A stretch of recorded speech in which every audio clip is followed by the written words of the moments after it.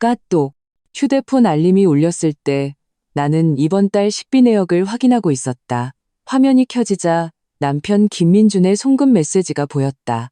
나는 다음 주 토요일이 시어머니의 환갑이라는 사실을 그가 드디어 기억해냈구나 싶어 가슴이 철렁했다. 이 돈은 아마 식당 예약을 하라는 뜻이겠지. 계산기를 내려놓고 알림을 눌렀다. 화면에는 선명한 숫자가 찍혀 있었다. 50, 0원. 그리고 그 아래에는 이런 메시지가 적혀 있었다. 여보, 엄마 환갑인데 성대하게 좀 차려줘. 내 체면 좀 살려주고. 나는 그 글자를 3번이나 반복해서 읽었다. 5만 원. 성대하게. 순간 심장 깊은 곳에서부터 분노가 치밀어 올라 머리끝까지 뻗쳤다. 결혼 5년 차 남편 김민주는 자기 친어머니의 환갑이라는 중대한 일에 고작 5만 원을 던져주며 나더러 성대하고 체면서는 잔치를 차리라고 한 것이다. 이 인간은 나를 바보로 아는 걸까? 아니면 자기 엄마를 거지로 취급하는 걸까? 휴대폰을 쥔 손이 부들부들 떨렸다. 나는 그대로 거실로 달려갔다. 김민주는 소파에 큰 대자로 누워 TV를 보고 있었다. 소파 테이블에 다리를 쳐골린 채 영락없는 상전의 모습이었다. 나는 휴대폰 화면을 그의 눈앞에 거의 투키될 듯이 들이밀었다. 김민준 씨, 이게 무슨 뜻이야? 그는 느릿느릿 TV에서 시선을 떼어 휴대폰을 힐끗 보더니 지극히 당연하다는 얼굴로 말했다. 무슨 뜻이긴. 엄마 생신인데 며느리가 당연히 힘 좀 써야지. 5만 원이면 좋은 재료 사서 집에서 한상 근사하게 차릴 수 있잖아. 시끌벅적하고 실속 있고 좋지. 기가 막혀 헛웃음이 나왔다. 5만 원으로 좋은 재료? 김민준 씨, 남대문 시장 가서 물어봐.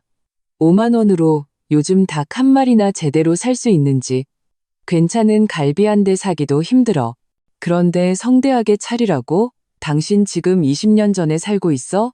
그는 귀찮다는 듯 손을 휘저으며 다시 TV로 눈을 돌렸다. 아, 여자들은 원래 알뜰하잖아. 5만 원이 왜 부족해? 반찬 대여섯 가지만 만들어도 한상 뚝딱이지. 외부 손님 모시는 것도 아니고 가족끼리 먹는 건데.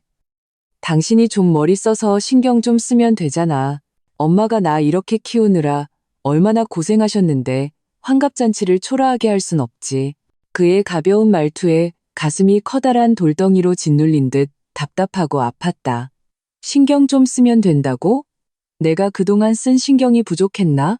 결혼 후 몇 년간 집안의 크고 작은 일 중에 내 손을 거치지 않은 것이 있었던가? 시어머니 생신, 설날, 추석, 어느 때 하나 내가 허리띠를 졸라매고 어떻게든 그럴듯한 상을 차리려 애쓰지 않은 적이 있었나? 전부 시어머니의 우리 아들 장가 한번 잘 갔네 라는 칭찬 한마디를 듣기 위해서였다. 결과가 이거였다. 그의 눈에 내 모든 노력과 정성은 고작 5만 원짜리였다. 그러고도 초라하다는 타박을 들을까 걱정해야 하는 신세라니. 나는 아무 일 없다는 듯한 그의 옆 얼굴을 보며 마음속 불길이 더욱 거세지는 것을 느꼈다. 그래, 김민준. 굳이 이렇게 나를 역겹게 만들겠다 이거지? 5만 원이 아주 큰 돈이라고 생각하는 거지? 나 박서연은 고작 이 5만 원으로 당신 엄마 환갑잔치를 차려줄 깜냥밖에 안 된다고 생각하는 거지? 알았어. 나는 심호흡을 하며 터져나오려는 분노를 억지로 짓눌렀다. 그럼 내가 그 5만 원으로 당신 어머니 평생 잊지 못할 온 동네 사람들이 다 기억할 만한 성대한 환갑잔치를 차려줄게. 나는 부엌으로 돌아가며 그와 더 이상 말 섞지 않았다. 이런 인간과 한마디라도 더 섞는 것은 내 시간 낭비라는 것을 알았다. 차가운 부엌 의자에 앉아 있는데 집안에는 TV 소음과 김민준이 예능 프로그램을 보며 터뜨리는 바보 같은 웃음소리만 가득했다. 그 웃음소리가 귀를 찔렀다. 내가 5년간 쓸고 닦은 이 집을 둘러보았다. 창문은 티 없이 막고 가스레인지는 광이 날 정도였다.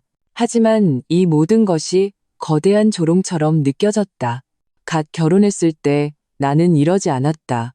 결혼에 대한 환상을 품고 시어머니를 친어머니처럼 모시겠다고 다짐했었다. 시어머니 최영자 여사가 강동구의 유명한 수제 만두가 먹고 싶다고 하면 나는 새벽 5시에 일어나 버스를 2번 갈아타고 가서 사왔다. 따끈한 만두 한 입 드시게 하려고. 그때만 해도 시어머니는 내 손을 잡고 이웃들에게 우리 민준이가 참한 아내를 얻었어. 싹싹하다니까 라며 자랑했었다. 하지만 언제부터인가 모든 것이 변했다. 시어머니의 요구는 점점 더 많아지고 까다로워졌다. 음식이 짜네, 싱겁네, 국이 뜨겁네, 식었네 하며 반나절을 투덜거렸다. 김민주는 그는 언제나 제3자였다. 입 다물고 밥만 먹거나 아니면 엄마와 함께 나를 나무랐다. 서연아, 엄마 연세 드셔서 입맛이 까다로우시잖아. 다음부터 좀 신경 써. 그는 시어머니가 나를 타박할 때 단 한 번도 내 편을 들어준 적이 없었다. 특히 똑똑히 기억나는 일이 있다. 한 번은 내가 심한 몸살 감기에 걸려 머리가 핑핑 돌았다. 억지로 몸을 일으켜 저녁을 차렸는데 시어머니는 갈비찜 색깔이 곱지 않다며 보자마자 식욕이 떨어진다고 했다. 나는 온몸에 힘이 없어 참지 못하고 한마디 했다. 어머니, 오늘 제가 몸이 좀 안 좋아서요. 그냥 드시면 안 될까요? 그 한마디가 벌집을 쑤신격이 되었다. 시어머니는 즉시 젓가락을 내던지며 김민준을 보고 울부짖었다. 이것 좀 봐라. 네가 얻은 마누라 꼴 좀 보라고. 내가 너를 어떻게 키웠는데 이제 늙고 병드니 입에 맞는 밥 한 끼도 못 얻어먹고 며느리 눈치나 봐야 하는구나. 김민주는 당황해서는 내게 달려와 소리쳤다. 박서연, 엄마한테 무슨 말버릇이야. 당장 사과드려. 나는 엄마 때문에 일그러진 그의 얼굴과 내가 이겼다는 표정의 시어머니를 번갈아 보았다. 심장이 순식간에 차게 식었다. 그날 밤 나는 열이 펄펄 끓는 아들 지호를 안고 아이방에서 밤을 새웠다. 밖에서는 시어머니의 끝없는 불평과 그를 조심스럽게 달래는 김민준의 목소리가 들려왔다. 수없이 내 비상금으로 생활비를 메우고 시어머니 오시며 영양제를 사다 바쳤다. 이 집안의 표면적인 평화를 위해, 그리고 가끔 듣는 여보, 수고했어라는 남편의 한마디를 위해. 지금 생각해보니 나는 천하제일의 바보였다. 나의 헌신과 인내는 그들 눈에 당연한 것이었다. 김민주는 심지어 5만 원을 던져주며 자기 엄마의 환갑잔치를 준비시키는 것이 내게 큰 은혜를 베푸는 것이고 내가 감사히 받아들여야 할 중책이라고 여겼을 것이다. TV 소리가 갑자기 커졌다. 인기 예능 프로그램이 절정에 달했는지 관객들이 미친 듯이 웃어댔고 김민준도 따라 껄껄거렸다. 그 소리가 너무나 귀에 거슬렸다. 나는 벌떡 일어섰다. 부엌의자 다리가 바닥에 끌리며 날카로운 소리를 냈지만 그의 웃음소리와 TV 소리에 완전히 묻혀버렸다. 그는 내 움직임을 전혀 눈치채지 못했다. 설거지통 앞으로가 창밖 맞은편 아파트의 불빛을 보았다. 억눌렀던 불씨가 다시 지글지글 타오르기 시작했다. 예전에는 아이를 위해, 이 그럴듯해 보이는 가정을 위해 참았다. 여자는 참고 살면 된다고 생각했다. 하지만 이제 이 5만 원과 성대하게 차리라는 그의 뻔뻔한 요구가 섞인 얼음물이 나를 완전히 깨웠다. 더 이상 참으면 나 박서연은 사람이 아니다. 나는 손등으로 얼굴을 세게 닦았다. 손바닥은 말라 있었다. 눈물은 나지 않았다. 이상하게도 이번에는 울고 싶은 마음이 전혀 들지 않았다. 그저 가슴에 맺힌 분노 덩어리가 점점 더 단단하고 차가워지는 것을 느낄 뿐이었다. 너희는 내가 만만하다고 생각했지? 이번에 똑똑히 보여줄게. 이 순종적인 며느리가 얼마나 성대하게 잔치를 차릴 수 있는지. 다음 날 아침 동이 트기도 전에 나는 일어났다. 아니, 거의 뜬 눈으로 밤을 새웠다. 머릿속에는 온통 5만 원과 김민준의 그 당연하다는 얼굴뿐이었다. 아들 지호의 아침을 챙겨 유치원에 보낸 후 나는 인파로 붐비는 길가에 서서 잠시 망연자실했다. 이 분노를 사귈 수가 없었다. 하지만 구체적으로 어떻게 해야 할지 마음속 불길은 거세게 타올랐지만 아직 뚜렷한 계획은 없었다. 휴대폰을 꺼내 주소록에서 혜진의 이름을 찾아 전화를 걸었다. 신호가 2번 울리고 전화가 연결되었다. 혜진이네는 시끌벅적했다. 아마 또 분식집 아침 장사로 바쁜 모양이었다. 서연아, 웬일이야 이 시간에? 그녀의 목소리는 언제나처럼 활기찼다. 나는 입을 열었지만 말이 나오지 않고 코끝이 시큰했다. 억지로 숨을 들이마셔 그 시큰함을 누르고 최대한 아무렇지 않은 목소리로 말했다. 혜진아, 지금 많이 바빠? 잠깐 얘기 좀 할 수 있을까? 혜진은 잠시 뜸을 들이더니 바로 말했다. 기다려. 남편한테 가게 잠깐 보라고 할게. 늘 가던데. 길모퉁이 그 커피숍. 10분 뒤에 갈게. 전화를 끊자 마음이 조금 놓였다. 혜진은 어릴 적부터 함께 자란 내 절친이다. 성격도 화끈하고 나보다 사리 판단도 훨씬 밝다. 결혼 후 예전만큼 자주 연락하진 못했지만 내가 힘들 때마다 가장 먼저 달려와주는 친구였다. 익숙한 커피숍에 도착해 구석자리에 앉았다. 얼마 지나지 않아 혜진이가 씩씩하게 들어왔다. 몸에서는 파와 기름이 섞인 삶의 냄새가 났다. 그녀는 내 맞은편에 털썩 앉아 내 앞에 놓인 물컵을 단숨에 들이켜고는 입을 닦으며 나를 빤히 쳐다봤다. 말해봐. 무슨 일이야? 김민준 그 자식이 또 속 썩였지? 눈밑이 왜 이렇게 시꺼매? 어제 잠 못 잤구나? 그녀의 연이은 질문이 마치 열쇠처럼 내 마음속 꽉 차서 터지기 직전이었던 억울함의 상자를 열어젖혔다. 나는 주위에 사람이 있든 말든 목소리를 낮춰 어제 있었던 5만 원 사건을 하나도 빠짐없이 이야기했다. 김민준이 성대하게 차려서 내 체면 좀 살려줘라고 말했던 대목에서는 목소리가 떨리는 것을 참을 수 없었다. 혜진은 들으면서 눈을 점점 더 크게 떴다. 손에 쥔 종이컵이 찌그러지는 소리가 났다. 내 말이 다 끝나자 그녀는 퍽 소리가 나게 테이블을 내리쳤다. 컵에 담긴 물이 출렁거렸다. 미친놈 아니야? 김민준 그 새끼 사람 맞아? 그녀의 고함에 주변 테이블 사람들이 쳐다봤다. 나는 얼른 그녀를 말렸다. 목소리 좀 낮춰. 혜진은 화가 나서 가슴을 들썩이며 목소리는 낮췄지만 말투는 더욱 거칠어졌다. 내가 목소리를 낮춰?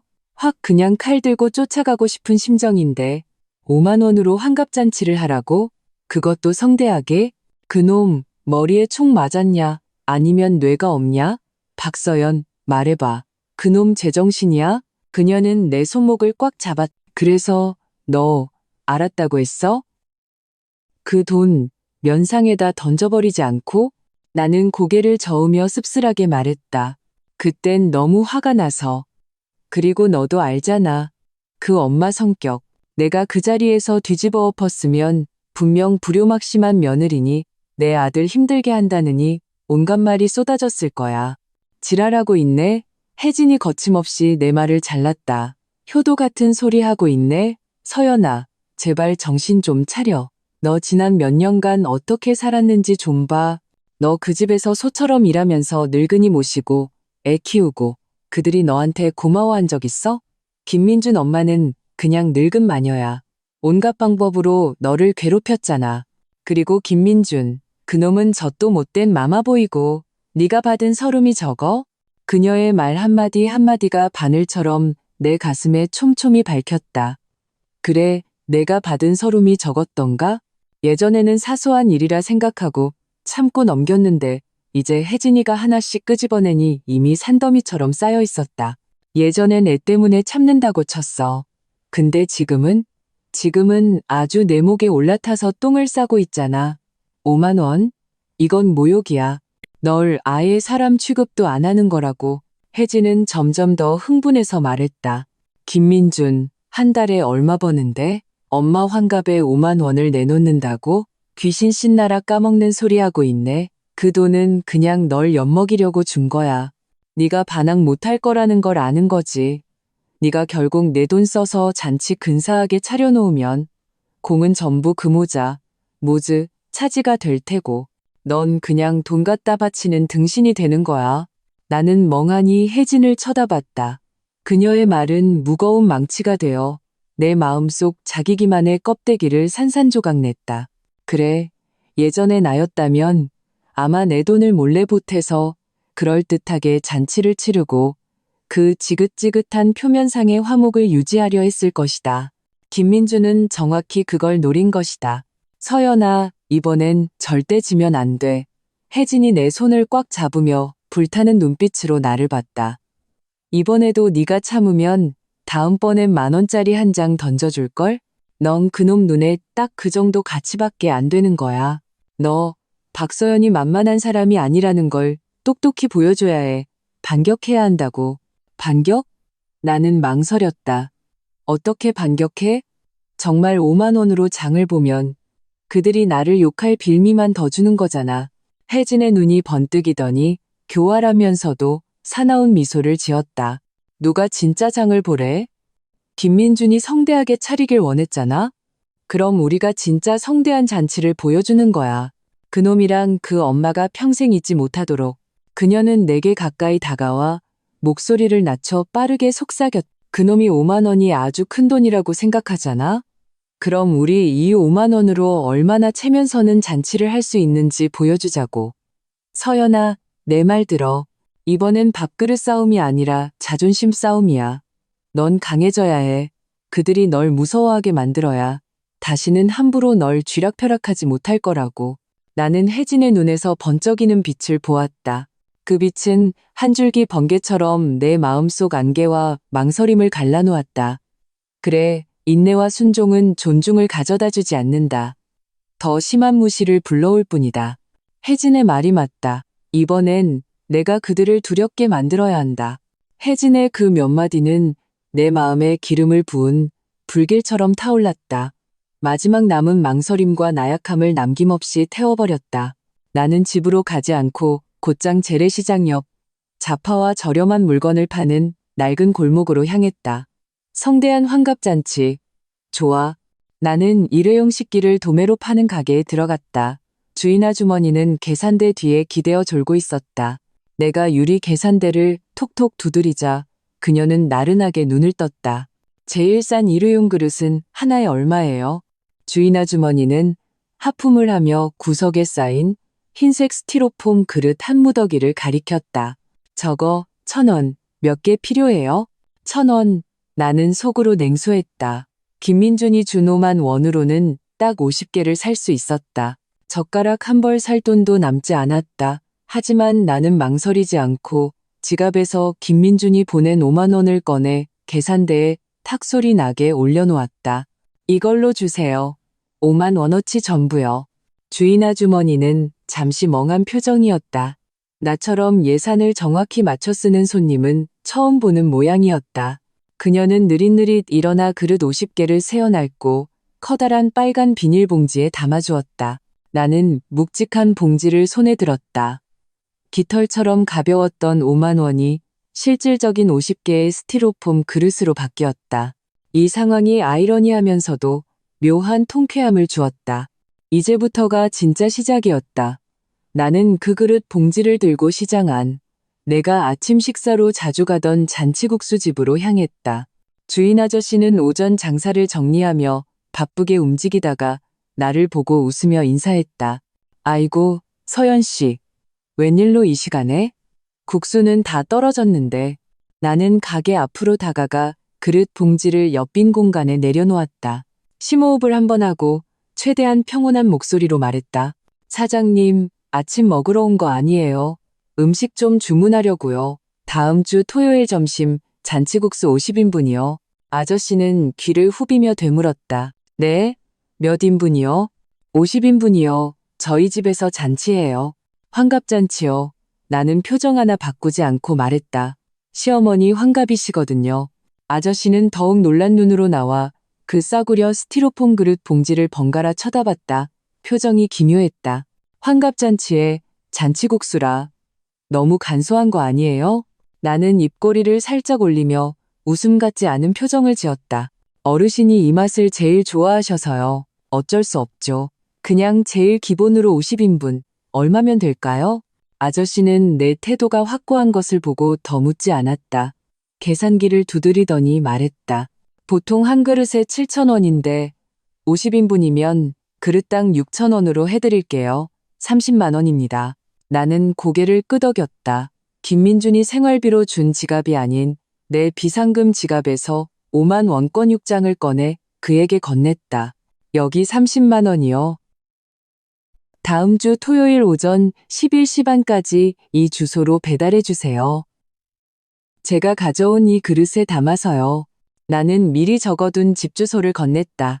아저씨는 돈을 받아 들고는 다시 그 그릇들을 쳐다보았다. 복잡한 표정이었지만 이내 고개를 끄덕였다. 알겠습니다, 서연 씨. 걱정 마세요. 시간 맞춰 보내드릴게요. 메인 메뉴를 정하고 나니 마음속 돌덩이가 내려앉기는커녕 오히려 더 무거워졌다. 하지만 그 무거움은 든든하고 힘이 있었다. 이 30만 원은 온전히 내 돈이었다. 김민준이 준 5만 원은 저 국수를 담을 그릇값으로나 어울렸다. 이 계산서는 내 마음속에 똑똑히 새겨두었다. 언젠가 반드시 그들과 정산할 날이 올 것이다. 집에 돌아오니 김민주는 웬일로 소파에 누워있지 않고 거실을 서성이고 있었다. 나를 보더니 걸음을 멈추고 미간을 찌푸리며 물었다. 아침부터 어딜 갔다 온 거야? 엄마 환갑잔치 준비는 시작했어? 식당은 예약했고? 메뉴는 봤어? 나는 손에 든 일회용 그릇 봉지를 현관 신발장 위에 가만히 내려놓았다. 플라스틱이 마찰하는 소리가 희미하게 났다. 나는 그를 보며 아무 감정 없는 목소리로 말했다. 걱정 마. 다 준비해놨으니까. 그는 그 봉지를 보지 못했거나 봤어도 신경 쓰지 않는 듯했다. 내가 준비했다는 말만 듣고는 즉시 미간을 폈다. 얼굴에는 심지어 약간의 더위한 기색까지 서렸다. 그래야지. 너한테 맡기면 문제없을 줄 알았어. 그날 친척들 오면 잘 좀 하고 나 망신시키지 마. 나는 대꾸하지 않고 부엌으로 들어갔다. 잘하고 망신시키지 마라. 김민준, 두고 봐. 그날 내가 얼마나 잘해서 당신과 당신 어머니께 얼마나 큰 놀라움을 선사할지 당신네 온 친척들 앞에서 체면이 제대로 서도록 해줄 테니. 부엌 창문이 열려 있었다. 바람이 불어와 아래층 이웃집에서 나는 갈비찜 냄새를 실어왔다. 하지만 내게는 그 냄새가 역겹게만 느껴졌다. 나는 행주를 들고 이미 깨끗한 가스레인지를 힘주어 닦고 또 닦았다. 마치 지난 5년간 쌓인 모든 오물과 서름을 깨끗이 씻어내려는 듯이 날짜는 고무줄처럼 팽팽하게 당겨지며 하루하루 지나갔다. 김민중과 시어머니 최영자 여사는 이상하리만치 조용했다. 잔치 준비 상황에 대해 더는 묻지 않았다. 아마 내가 현실을 받아들이고 그 거금 5만 원 때문에 전전긍긍하고 있을 거라 생각하는 모양이었다. 혹은 내가 예전처럼 몰래 내 돈을 보태서 잔치상을 근사하게 차릴 것이라 확신하고 있거나.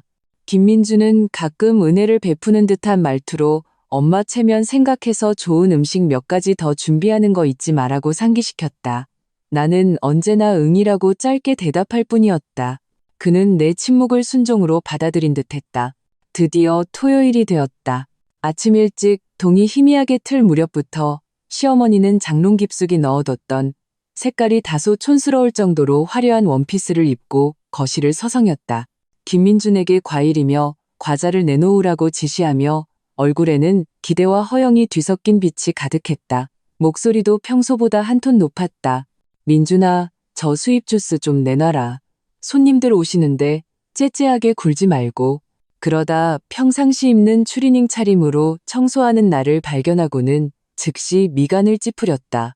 세아가, 너는 오늘 같은 날 옷이라도 좀 제대로 챙겨 입어야지. 친척들이 이렇게 많이 오는데 그런 차림이 뭐니? 우리 김씨 집안 망신 다 시키겠다. 나는 그녀를 무시하고 계속 바닥을 닦았다. 망신? 진짜 쇼는 이제부터 시작인데. 11시가 가까워지자 친척들이 속속 도착했다. 큰아버님, 고모, 이모 할머니들, 그리고 평소 잘 왕래하지 않던 먼 친척들까지. 그리 넓지 않은 거실이 순식간에 꽉 찼다. 집안은 시끌벅적한 안부 인사와 아이들 울음소리, 그리고 과시욕에 가득 찬 시어머니의 한껏 높아진 웃음소리로 가득 찼다. 아이고, 오시기만 해도 되는데 뭘 이런 걸 다 사오셨어요, 정말? 시어머니는 입으로는 사양하면서도 친척들이 가져온 선물들을 거실에서 가장 잘 보이는 곳에 쌓아두었다. 눈이 한일자로 가늘어질 정도로 웃고 있었다. 고모와 숙모들이 그녀를 둘러싸고 한마디씩 거들었다. 형님, 복도 많으세요. 아들이 이렇게 효자라 이렇게 큰 잔치도 열어주고. 그러게 말이에요. 요즘 뷔페 한 번 가도 얼마나 비싼데. 민준이가 참 속이 깊어요. 며느리도 잘 얻어서 집안 살림도 야무지게 하고. 시어머니는 그 말을 들으며 의기양양하게 나를 힐끗 쳐다봤다. 김민준도 옆에서 가슴을 쫙 펴고 있었다. 얼굴에는 감출 수 없는 더위함이 가득했다. 마치 이 모든 것이 정말 자신의 공인 것처럼. 나는 부엌 문가에 조용히 서서 이 위선적인 잔치를 지켜보았다. 마음은 깊은 연못처럼 고요했다. 아침에 혜진이가 친구야. 일단 띄워줘. 높이 올라가야 떨어질 때 더 아픈 법이야라는 문자를 보냈고 나는 오케이 이모티콘으로 답했다. 11시 25분. 나는 조용히 부엌으로 들어가 그 커다란 일회용 스티로폼 그릇 봉지를 꺼내 거실 식탁 위에 놓기 시작했다. 하얗고 가벼운 그릇들이 값싼 비닐 식탁보 위에 놓이자 유난히 낯설고 초라해 보였다. 가장 먼저 내 행동을 눈치챈 것은 시어머니였다. 그녀의 얼굴에서 웃음이 굳어졌다. 그녀는 빠른 걸음으로 다가와 목소리를 낮춰 따지듯 물었다. 세아가, 너 지금 이 일회용 싸구려 그릇들을 뭐 하러 꺼내는 거니? 내 도자기 그릇들 있잖아. 어서 그거 꺼내와. 손님들 보시기에 이게 무슨 꼴이야. 나는 손을 멈추지 않고 계속 그릇을 놓으며 고개도 들지 않고 말했다. 도자기는 50개가 안 돼서요. 그냥 이걸로 쓰세요. 시어머니는 기가 막혀 나를 노려봤지만 친척들이 있어 대놓고 화를 내지는 못했다. 김민준도 다가와 안색이 좋지 않은 채로 내 소매를 잡아당겼다.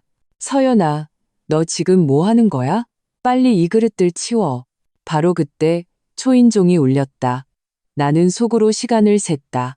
정확했다. 나는 그들을 지나쳐 곧장 문을 열러갔다. 문 앞에는 잔치국수집 사장님과 배달원 한 명이 서 있었다. 두 사람 손에는 각각 김이 모락모락 나는 거대한 보온통이 들려 있었다. 서연 씨, 잔치국수 50인분 시간 맞춰왔습니다. 사장님이 순박하게 웃었다. 고생하셨어요. 거실로 바로 들여놔주세요.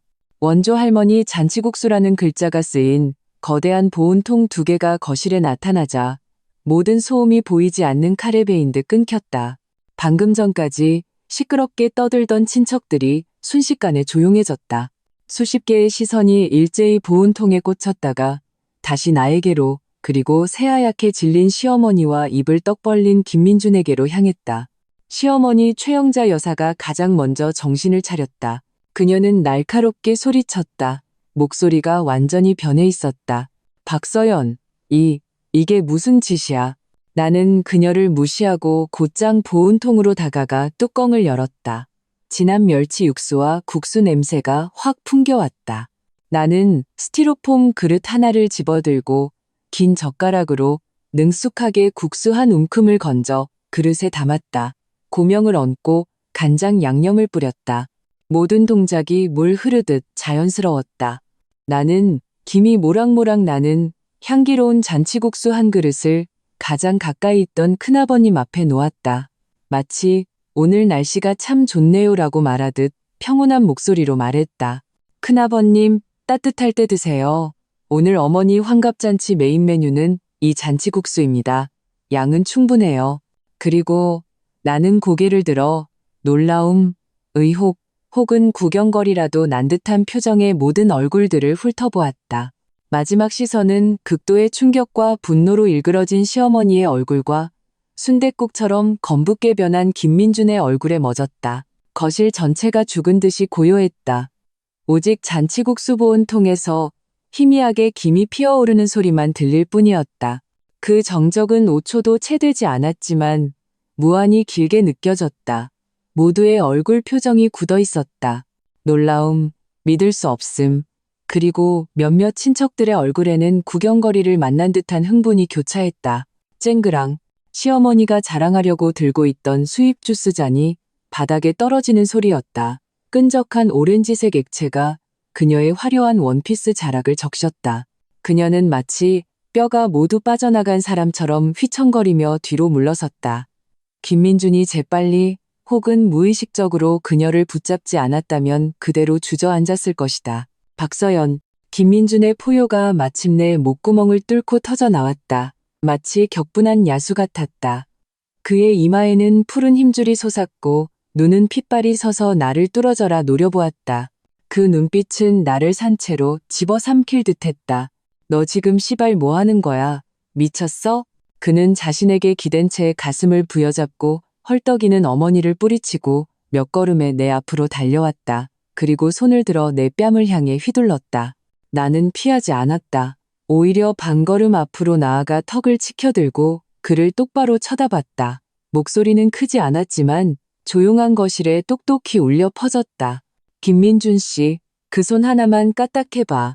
바로 경찰에 가정폭력으로 신고할 테니까 여기 계신 모든 분들이 증인이야. 신고하면 빼도 박도 못해. 그의 손은 허공에서 굳었다. 얼굴 근육이 심하게 경련했다. 그는 아마 순종적이기만 했던 내가 이렇게 많은 사람들 앞에서 강하게 나올 줄은 상상도 못했을 것이다. 너, 그는 화가 나서 제대로 말을 잇지 못했다. 그때 시어머니도 정신을 차렸다. 그녀는 옆에서 부축하던 이모의 손을 뿌리치고 날카로운 울음소리가 순식간에 집안을 가득 메웠다. 아이고, 하늘도 무심하시지.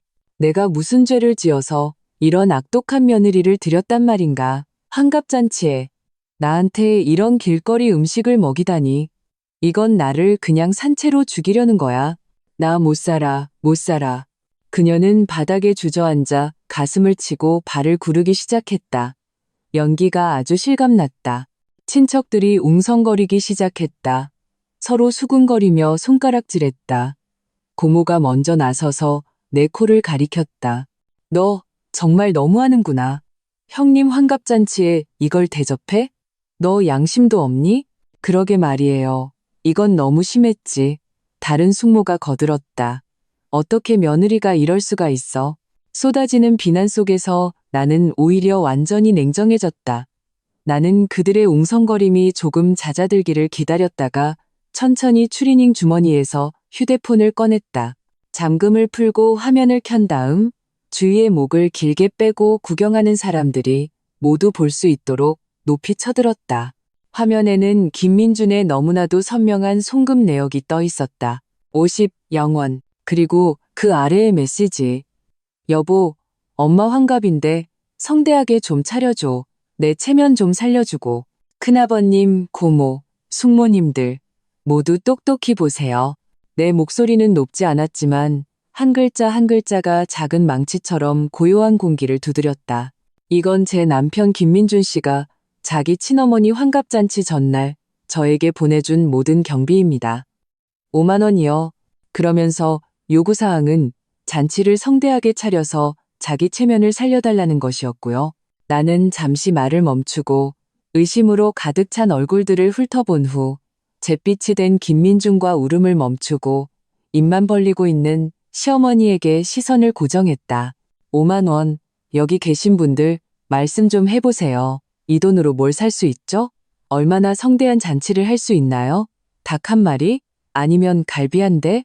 아마 제대로 된 과일 한 상자도 사기 힘들걸요? 나는 냉소하며 아직도 김이 나는 잔치국수통 2개를 가리켰다. 이 잔치국수 한 그릇에 6천 원입니다. 이 일회용 그릇 50개는 5만 원이고요. 김민준 씨가 준 돈은 정확히 이 국수를 담을 그릇값입니다. 이 국수 50그릇값 30만 원은 저 박서연이 제 돈으로 냈습니다. 나는 휴대폰을 내리고 날카로운 시선으로 김민준을 쏘아보았다. 김민준 씨, 당신 친척들, 그리고 당신 어머니께 직접 말해봐. 당신의 효심이 고작 이 그릇값 5만 원짜리라고. 이 국수 값도 안 되는 돈을 내놓고 무슨 낯으로 여기서 소리를 지르고 무슨 낯으로 나한테 성대한 잔치를 요구해? 당신이랑 당신 어머니, 내가 내 돈 써가며 일하는 게 당연하다고 항상 생각했지? 이제 내가 내 돈 안 쓰니까 당신이 정해준 5만 원 기준대로 하니까 왜 이렇게 못 견디겠어? 나는 다시 바닥에 앉아있는 시어머니를 보며 뼈를 애는 듯한 조롱 섞인 말투로 말했다. 어머니, 그만 우세요. 아드님이 얼마나 통이 크세요? 5만 원으로 환갑잔치를 차려주시다니. 이게 바로 아드님의 효심이에요. 항상 아드님 효자라고 칭찬하셨잖아요. 오늘 이 잔치상이 딱 그 효심 수준에 맞네요. 마음 편히 즐기세요. 국수는 양이 충분하니 배고플 일은 절대 없으실 거예요. 거실은 다시 한번 기이한 정적에 휩싸였다. 아까 나를 비난하던 고모와 숙모는 표정이 어색해지며 시선을 피했다. 감히 나와 김민준 모자를 쳐다보지 못했다. 다른 친척들은 더욱 서로 얼굴만 쳐다볼 뿐이었다. 김민준을 보는 눈빛에는 경멸과 믿을 수 없다는 감정이 가득했다. 김민준의 얼굴은 붉어졌다가 파랗게 다시 하얗게 변했다. 그는 입을 벌리고 목에서 컥컥거리는 소리를 냈지만 한마디도 반박하지 못했다. 사실이 웅변보다 강했다.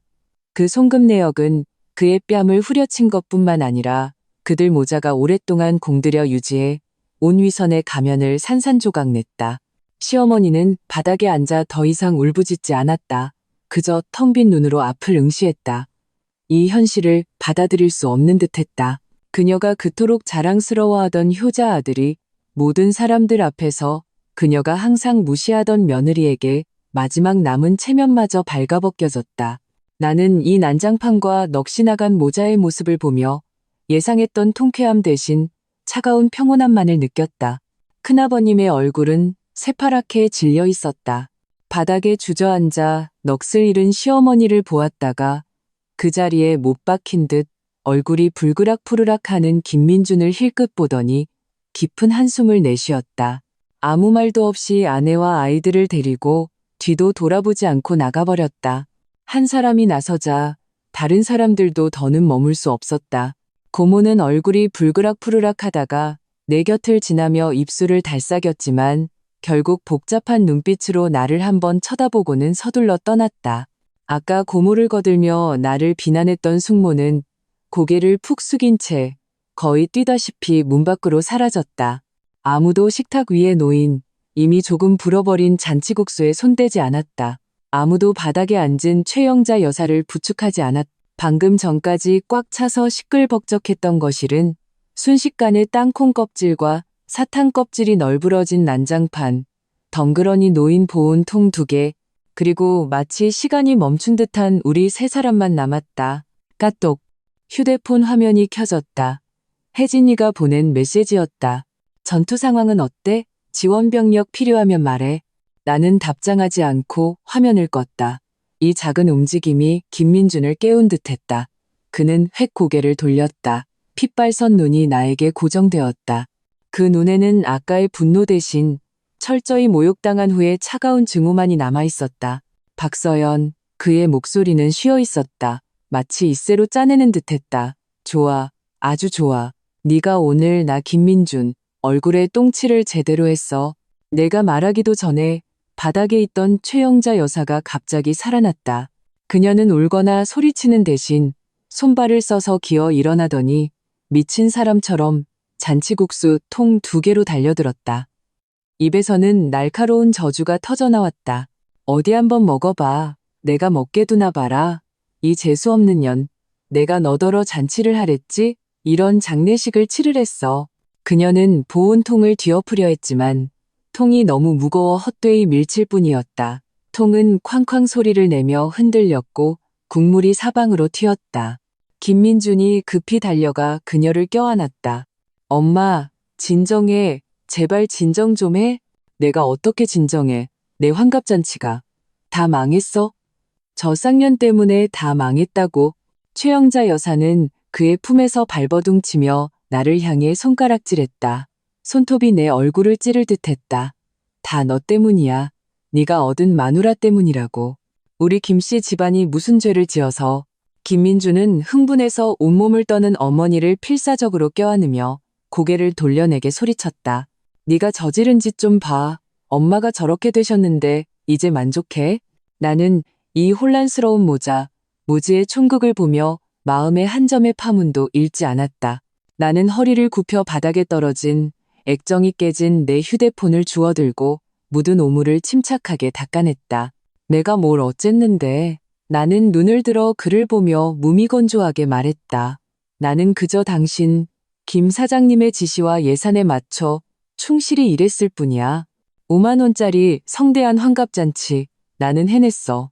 국수는 양껏 준비했고 어머니 배고프지 않게 해드렸고 당신 돈 한 푼 더 쓰지 않았어. 내가 뭘 잘못했는데? 김민주는 내 말에 기가 막혀 숨이 넘어갈 뻔했다.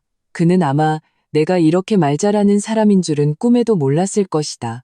나는 더 이상 그들 모자의 포효와 저주에 응대하지 않고 침실로 들어갔다. 문 밖의 울음소리와 비난소리는 계속되었지만 마치 두꺼운 유리병 너머에서 들려오는 것처럼 희미하고 비현실적으로 느껴졌다. 나는 옷장을 열고 나와 지호가 입을 계절, 옷 몇 벌과 중요한 서류들을 챙기기 시작했다. 이 집에서는 단 1분도 더 머물고 싶지 않았다. 내가 작은 캐리어를 끌고 침실에서 나왔을 때 거실의 소동은 잠시 멎은 듯했다. 최영자 여사는 울다 지쳤는지 소파에 주저앉아 숨을 헐떡이고 있었고 김민주는 침울한 얼굴로 반대편에 앉아 거친 숨을 몰아쉬고 있었다. 내 손에 들린 캐리어를 보자 김민준의 동공이 수축했다. 그는 벌떡 일어섰다. 어디가? 지호 데리고 친정에 며칠가 있으려고. 내 목소리에는 아무런 기복이 없었다. 안 돼? 그는 내 앞을 가로막았다. 눈빛이 흉흉했다. 얘기 다 끝나기 전까지는 어디도 못 가. 네가 오늘 나랑 엄마를 이렇게 망신시켜 놓고 그냥 가버리겠다고? 나는 걸음을 멈추고 고개를 들어 그를 똑바로 쳐다봤다. 입가에는 심지어 아주 옅은 미소까지 걸려 있었다. 김민준 씨, 설명이 필요한 건 당신들이야. 해명을 해야 하는 것도 당신들이고 그 5만 원, 그리고 당신네 모자가 지난 몇 년간 나한테 어떻게 했는지 당신도 나도 잘 알잖아. 오늘 이 환갑잔치가 바로 내 대답이야. 나는 그를 비켜 현관으로 향했다. 문고리를 잡으며 말했다.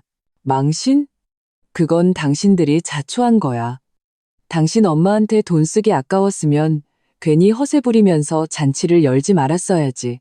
고작 5만 원 낼 거였으면 잔치상이 초라하다고 불평하지 말았어야 하고. 박서연, 그가 내 등 뒤에서 소리쳤다. 나는 돌아보지 않고 문을 열었다. 아, 맞다.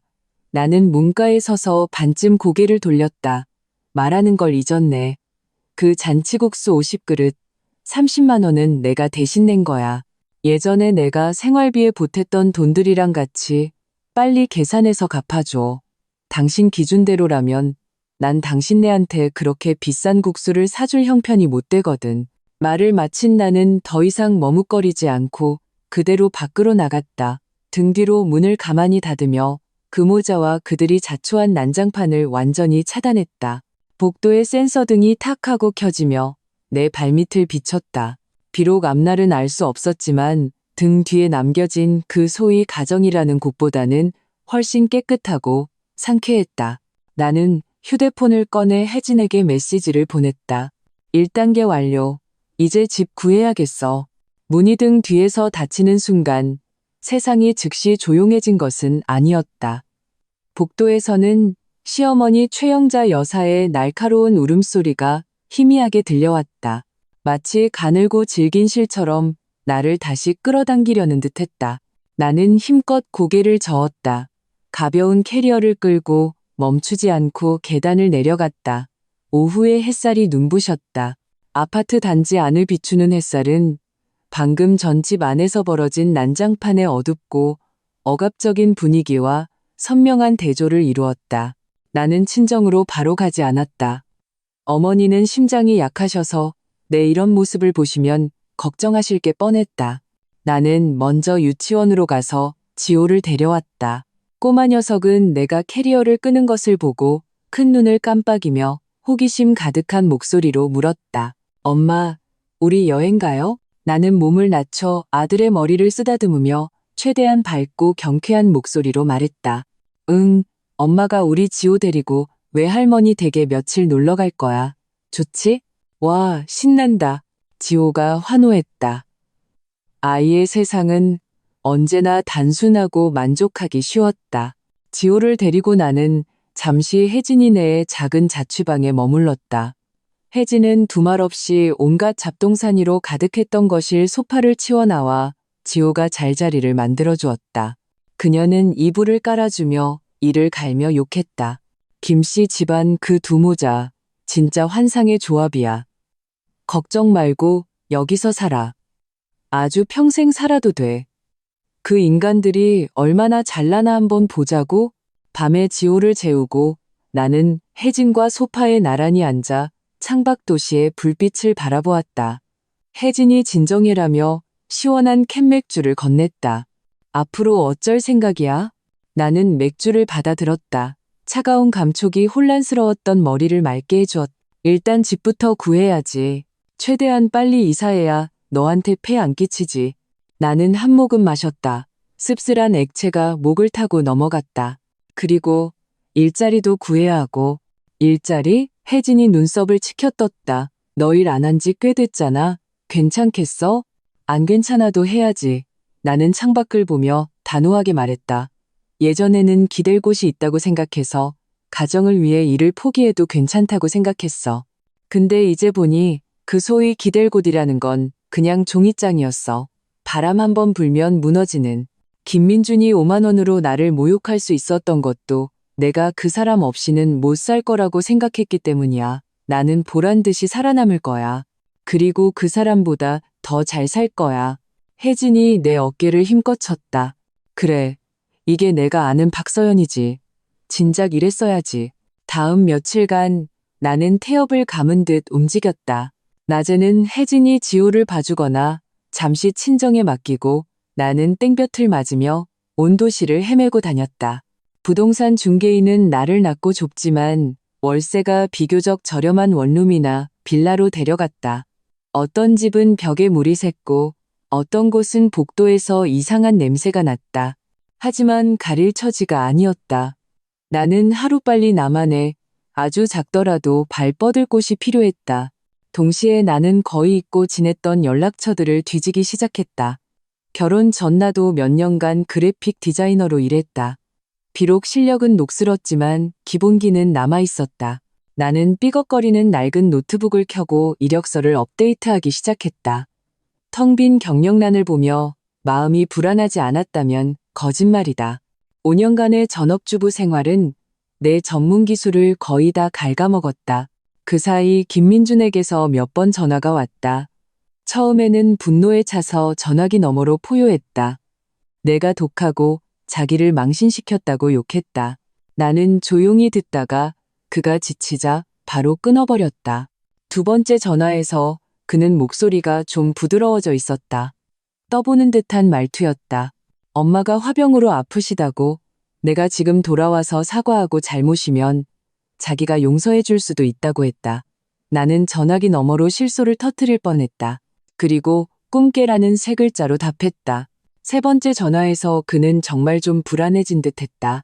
그 자신도 눈치채지 못할 초조함이 섞인 목소리로 내가 도대체 뭘 원하는지, 언제 지호를 데리고 집에 돌아올 건지 물었다. 내가 그의 전화를 마지막으로 받은 것은 낡은 빌라의 임대 계약서에 막 도장을 찍은 날이었다. 집은 아주 작았다. 방 하나, 거실 하나. 벽지는 좀 더러웠고 채광도 좋지 않았지만 월세가 쌌다. 그리고 그곳은 나의 공간이었다. 나는 텅 빈 거실에 서서 전화기 너머의 김민준에게 또렷하게 말했다. 김민준 씨, 나 다시는 안 돌아가. 그 집은 이제 나랑 아무 상관없어. 지호는 내가 잘 키울 테니 걱정 말고 당신이 나한테 빚진 돈 다 계산해서 갚을 때 그때 다음 얘기를 하자고. 나는 그의 대답을 기다리지 않고 다시 전화를 끊었다. 그리고 그의 번호를 차단했다. 세상이 드디어 완전히 조용해졌다. 자취방으로 이사한 날 나와 지호는 텅 빈 바닥에 앉아 배달 도시락을 먹었다. 지호는 텅 빈 집을 보며 조금 무서운 듯 내게 다가왔다. 엄마, 여기는 TV가 없어요. 나는 아들을 꽉 껴안았다. 마음이 시큰했지만 동시에 전례 없는 든든함이 느껴졌다. 아가, 이제부터 여기가 우리 집이야. 엄마가 열심히 일해서 금방 TV도 사고 소파도 사고 우리 지호가 좋아하는 장난감도 사줄게. 엄마 믿지? 지호가 얼굴을 들어 나를 보며 힘껏 고개를 끄덕였다. 네, 믿어요. 아들의 순수한 눈빛을 보며 내 마음속 힘이 다시 솟아올랐다. 그래, 여기가 내 집이다. 비록 아무것도 없지만 더는 누구의 눈치도 볼 필요 없고 어떤 굴욕도 참을 필요가 없다. 나는 바닥에서 일어나 청소를 시작했다. 먼지가 많아 기침이 났지만 나는 유난히 힘차게 일했다. 얼룩 하나를 지울 때마다 마치 지난 5년간 내 마음에 쌓였던 먼지를 닦아내는 듯했다. 앞길이 험난하다는 것을 안다. 일자리를 구하고 아이를 키우는 것, 어느 하나 쉽지 않을 것이다. 하지만 나는 두렵지 않다. 5만 원짜리 환갑잔치도 겪어냈는데 무엇이 나를 무너뜨릴 수 있겠는가? 그 작은 자취방을 다 청소하고 나니 허리가 끊어질 듯 아팠다. 하지만 창문은 맑고 비록 텅 비었지만 상쾌한 기운이 감도는 집을 보니 지난 몇 달간 느껴보지 못했던 안도감이 밀려왔다. 밤에는 혜진이가 준 낡은 매트리스 위에서 지호와 몸을 맞대고 잤다. 꼬마 녀석은 곤히 잠들었지만 나는 눈을 뜬 채 천장에 희미한 물자국을 응시했다. 머릿속으로는 앞으로의 계획을 몇 번이고 되짚었다. 일자리 구하기, 말은 쉽지만 현실은 어려웠다. 다음 날, 지호를 근처의 저렴한 어린이집에 보내고 집에 돌아와 윙윙거리는 낡은 노트북 앞에서 한참을 멍하니 있었다. 브라우저 화면에 떠있는 구인구직 사이트들은 화려했고 요구사항은 끝도 없이 나열되어 있었다. 5년 동안 기술은 얼마나 변했을까? 내가 예전에 쓰던 디자인 프로그램들을 지금도 쓰는 회사가 있을까? 나이가 많고 사회와 단절된 지 오래됐다고 싫어하지는 않을까? 심장이 쿵쿵 울리고 자신이 없어졌다. 나는 무의식적으로 휴대폰을 집어들었다. 김민준에게 전화해서 물어볼까 하는 생각이 스쳤다. 그 생각은 떠오르자마자 나 자신에게 호되게 꾸짖으며 사라졌다. 그에게 묻는다고? 5만 원으로 나를 어떻게 모욕했는지 물어보려고? 박서연, 정신 차려. 이제 너는 너 자신밖에 믿을 사람이 없어. 나는 힘껏 뺨을 두드리고 심호흡을 했다. 모르면 배우고 뒤처지면 따라잡으면 된다. 나는 디자인 프로그램 공식 홈페이지에 들어가 새로운 버전의 소개와 튜토리얼을 보았다. 머리가 지끈거렸다.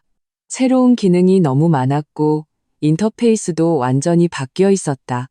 체험판을 다운로드해서 어설프게 마우스를 움직여 보았다. 손가락이 굳어버린 것 같았다. 밤에 가게 문을 닫고 온 혜진이가 족발을 사왔다. 그녀는 컴퓨터 화면 앞에서 골머리를 앓고 있는 나를 보고는 족발을 내 앞에 놓았다. 왜 그래? 벌써 벽에 부딪혔어? 나는 쓴웃음을 지으며 고개를 저었다. 벽은커녕 문이 어디 있는지도 모르겠어.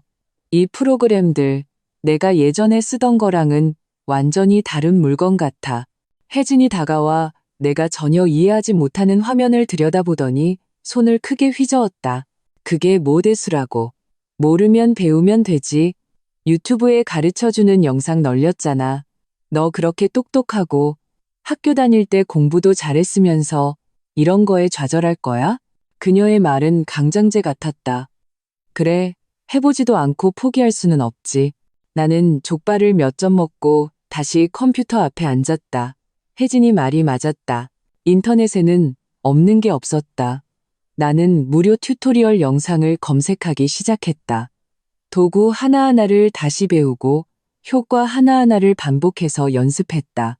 눈이 시리면 안약을 넣고 목이 뻣뻣하면 일어나 스트레칭을 했다. 지호가 잠든 후 집안에는 내 마우스 클릭 소리와 키보드 소리만 남았다. 처음에는 정말 느리고 힘들었다. 예전에는 손쉽게 하던 간단한 효과도 이제는 튜토리얼을 몇 번이고 돌려보고 여러 번 시도해야 겨우 흉내낼 수 있었다. 좌절감이 파도처럼 밀려와 나를 덮쳤다. 몇 번이나 화가 나서 컴퓨터를 부숴버리고 싶었다. 내가 정말 쓸모없는 인간이 된 것 같았다. 김씨 집을 떠나니 아무것도 아닌 존재가 된 것만 같았다. 하지만 너 나 없으면 못 살아 하던 김민준의 얼굴과 시어머니의 그 비웃음이 떠오르면 그 분노는 다시 동력이 되었다. 포기할 수 없었다. 절대로. 조금씩 손가락이 감각을 되찾는 것 같았다. 단축키들이 다시 익숙해지고 논리도 점차 명확해졌다. 나는 간단한 디자인 작품들을 모방하기 시작했다. 포스터를 만들고 레이아웃을 짜고 마음에 안 들면 지우고 다시 했다. 나는 또한 뻔뻔하게 예전에 친하게 지냈던 아직 디자인 업계에 있는 전 동료에게 연락했다. 혹시 기술적으로 크게 어렵지 않고 저렴한 외주 일거리가 있으면 소개해 줄 수 있냐고 물었다. 그는 처음에 무척 놀랐다. 서연 씨, 다시 일 시작했어요? 나는 얼버무리며 집안의 굳은 일은 말하지 않고 다시 일을 시작하고 싶다고만 했다. 그는 좋은 사람이었다. 며칠 뒤 정말로 일 하나를 소개해 주었다. 그의 친구가 운영하는 작은 학원에 간단한 전단지를 만드는 일이었다. 요구사항도 까다롭지 않았고 예산도 20만 원으로 아주 적었다.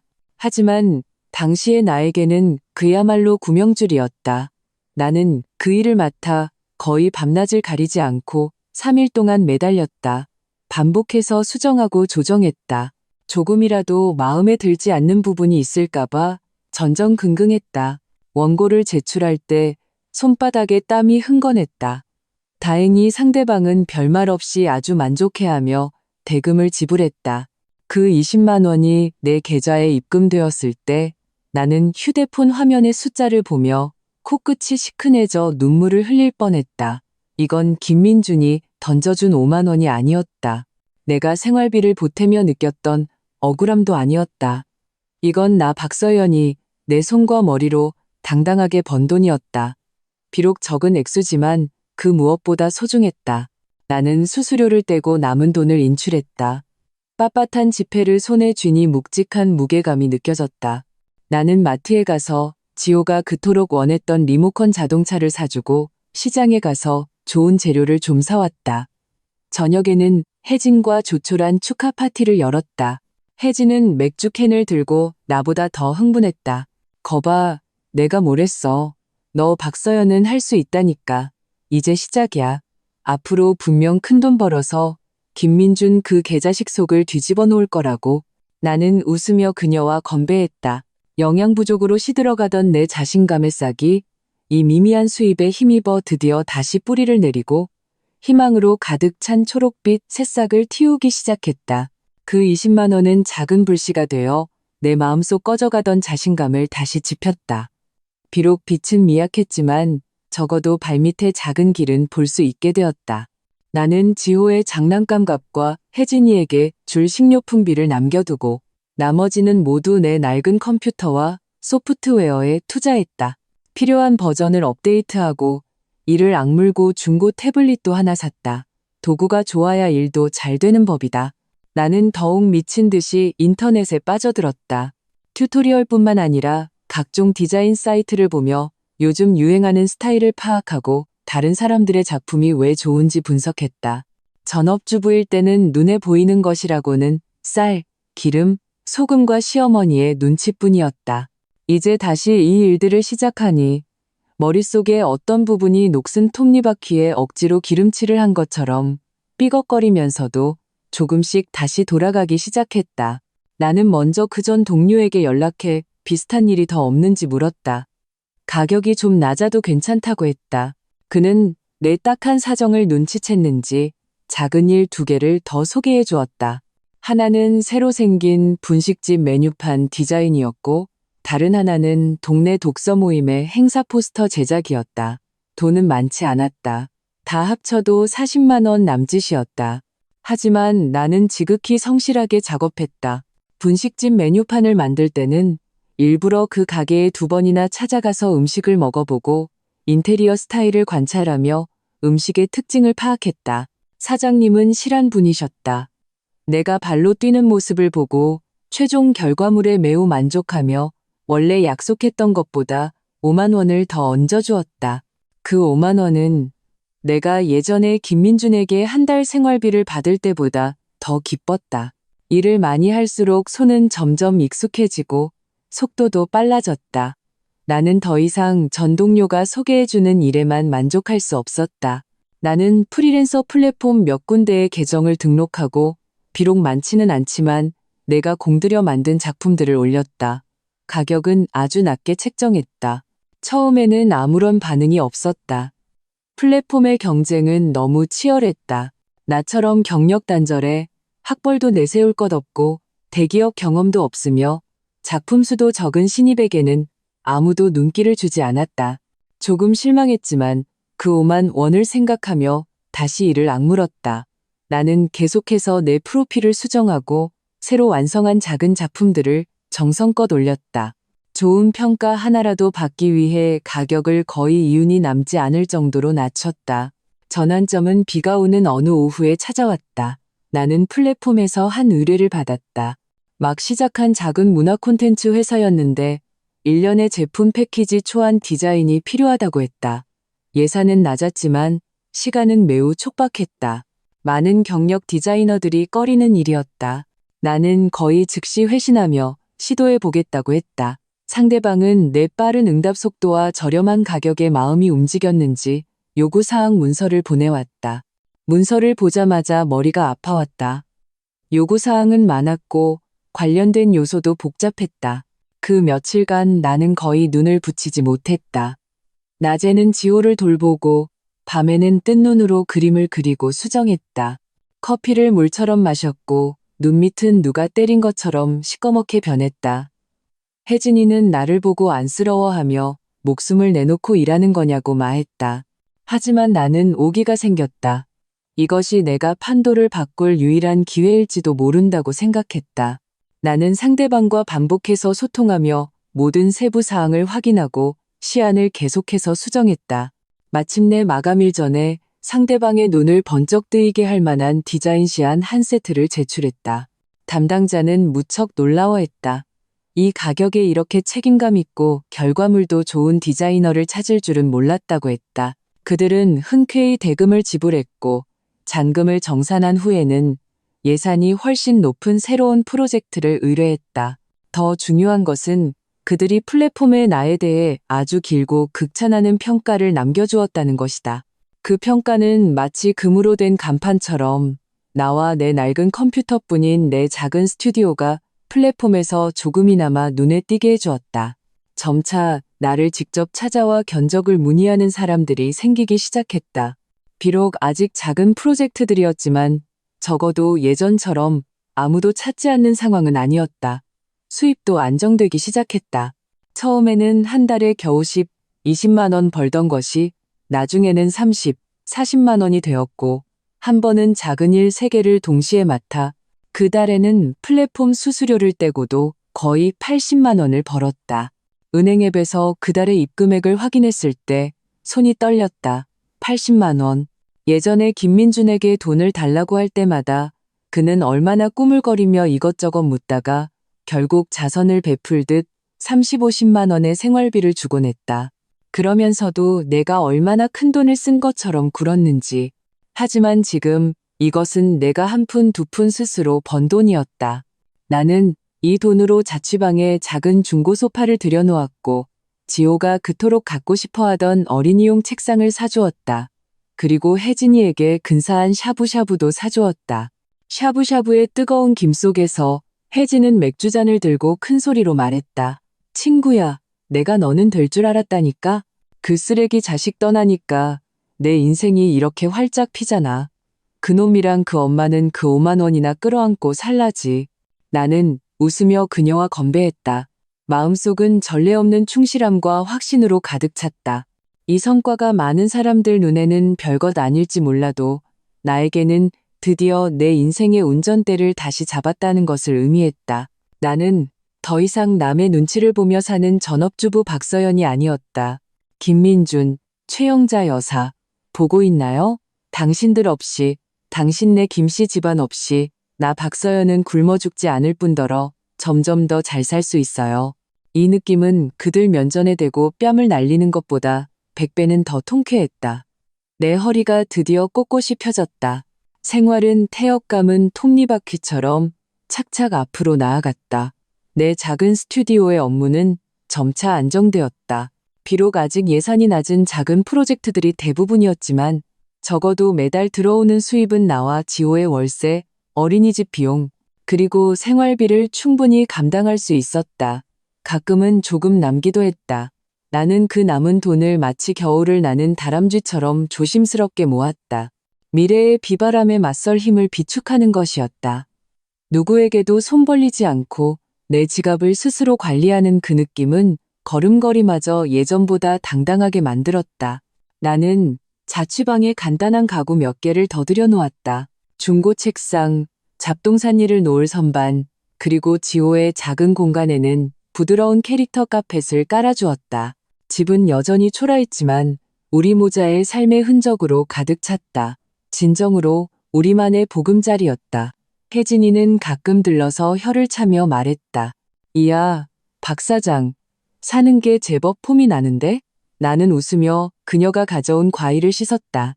마음속으로는 아직 멀었다는 것을 알았지만 적어도 더 이상 위태롭지는 않았다. 내가 김민준과 그 집안의 지긋지긋한 일들을 거의 잊어갈 무렵 그는 다시 불쑥 나타났다. 그날은 비가 조금 내렸다. 나는 어린이집에서 지호를 데리고 한 손에는 우산을, 다른 한 손에는 졸린 아들을 안고 있었다. 팔에는 장을 본 장바구니까지 걸려 있었다. 다소 초라한 모습으로 내가 사는 낡은 빌라 아래에 도착했을 때 멀리서 익숙한 인형이 보였다. 그는 복도 입구의 좁은 처마 밑에서 초조하게 담배를 피우고 있었다. 김민준이었다. 그는 상태가 좋아 보이지 않았다. 머리는 며칠 감지 않은 듯 헝클어져 있었고 양복은 구겨지고 의심스러운 얼룩이 묻어 있었다. 눈 밑은 시꺼멓고 전체적으로 퇴폐적이고 초조한 기운이 감돌았다. 예전에 집에서 한가한 척하거나 나에게 거들먹거리던 모습과는 딴판이었다. 나는 걸음을 멈추고 경계심을 늦추지 않았다. 무의식적으로 품에 안은 지호를 더 꽉 껴안았다.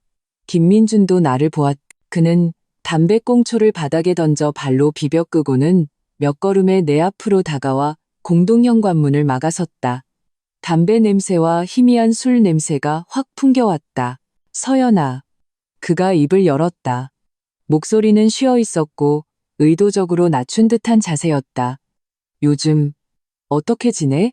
나는 아무 말 없이 그를 차갑게 쳐다봤다. 그는 내 시선에 불편했는지 눈동자를 이리저리 굴리다가 품에 안겨 잠든 지호에게 잠시 머물렀다가 재빨리 시선을 피했다. 마른 입술을 핥으며 말했다. 내가 몇 번 찾아왔는데 전화도 안 받고 차단했으니까. 나는 평온하게 사실을 말했다. 그의 얼굴에 잠시 분노가 스쳤지만 이내 억누르고는 괴롭고 아첨하는 듯한 표정을 지었다. 서연아, 우리 얘기 좀 할 수 있을까? 예전 일은 내가 잘못했어. 내가 개자식이었어. 그는 내 팔을 잡으려 했지만 나는 한 걸음 물러서서 그의 손길을 피했다. 목소리에는 아무런 감정이 실려 있지 않았다. 김민준 씨, 우리 사이에 더할 얘기는 없어. 만약 이혼이랑 돈 갚는 문제로 온 거면 5분 줄게. 그게 아니면 비켜줘. 아들 데리고 집에 들어가야 하니까. 집? 김민준은 이 단어에 찔린 듯 목소리가 갑자기 높아졌다가 이내 실언을 깨닫고는 다시 낮췄다. 여기가 무슨 집이야? 서연아, 그만 좀 해. 내가 요즘 어떻게 지내는지 알아? 엄마는 너 때문에 혈압이 올라서 며칠 입원까지 하셨어. 회사도 좀 문제가 생겼. 그는 주절주절 자신의 불운을 늘어놓았다. 말 사이사이에는 내가 그를 이해하고 동정하고 심지어 돌아와서 도와주기를 바라는 암시가 가득했다. 나는 들으면서 속으로 비웃음만 나왔다. 시어머니가 입원하고 그의 회사에 문제가 생긴 게 나와 무슨 상관이란 말인가? 내가 그 5만 원이 초래한 결과에 대해 책임이라도 져야 한다는 건가? 할 말 다 했어? 나는 그의 하소연을 끊었다. 다 했으면 비켜줄래? 지호 잠들어서 바람 쐬면 안 돼. 김민주는 내 무심한 태도에 인내심이 바닥난 듯했다. 위장했던 낮은 자세도 사라지고 본래의 초조하고 불만 가득한 본색을 드러냈다. 박서연, 꼭 그렇게 매정하게 굴어야겠어? 우리가 그래도 부부였는데 내가 지금 이렇게 힘든데 예정 생각해서라도 좀. 예정? 나는 마침내 실소를 터뜨렸다. 김민준 씨가 나한테 예정을 노네? 5만 원 던져주면서 당신 엄마 환갑잔치 차리라고 했을 때 예정 생각했어? 당신이랑 당신 엄마가 나를 공짜 파출부 취급하면서 사사건건 트집 잡을 때 예정 생각했냐고? 이제 와서 당신이 힘드니까 예정이 생각나? 당신 예정 참 비싸네. 내 말은 채찍처럼 그의 얼굴을 후려쳤다. 그의 얼굴이 순식간에 붉어졌고 호흡도 거칠어졌다. 너 정말 말도 안 통하는구나. 고작 5만 원 가지고 아직까지 원한을 품고 있어? 보아하니 너 지금 잘 살고 있는 것 같은데? 옷도 멀쩡하게 입고 집도 구할 능력이 되나 보네. 그 돈이 어디서 났는지는 모르겠지만 그의 눈빛은 의심과 경멸로 가득 차 내 몸을 훑으며 무슨 부정한 증거라도 찾으려는 듯했다. 내 마음은 완전히 차가워졌다.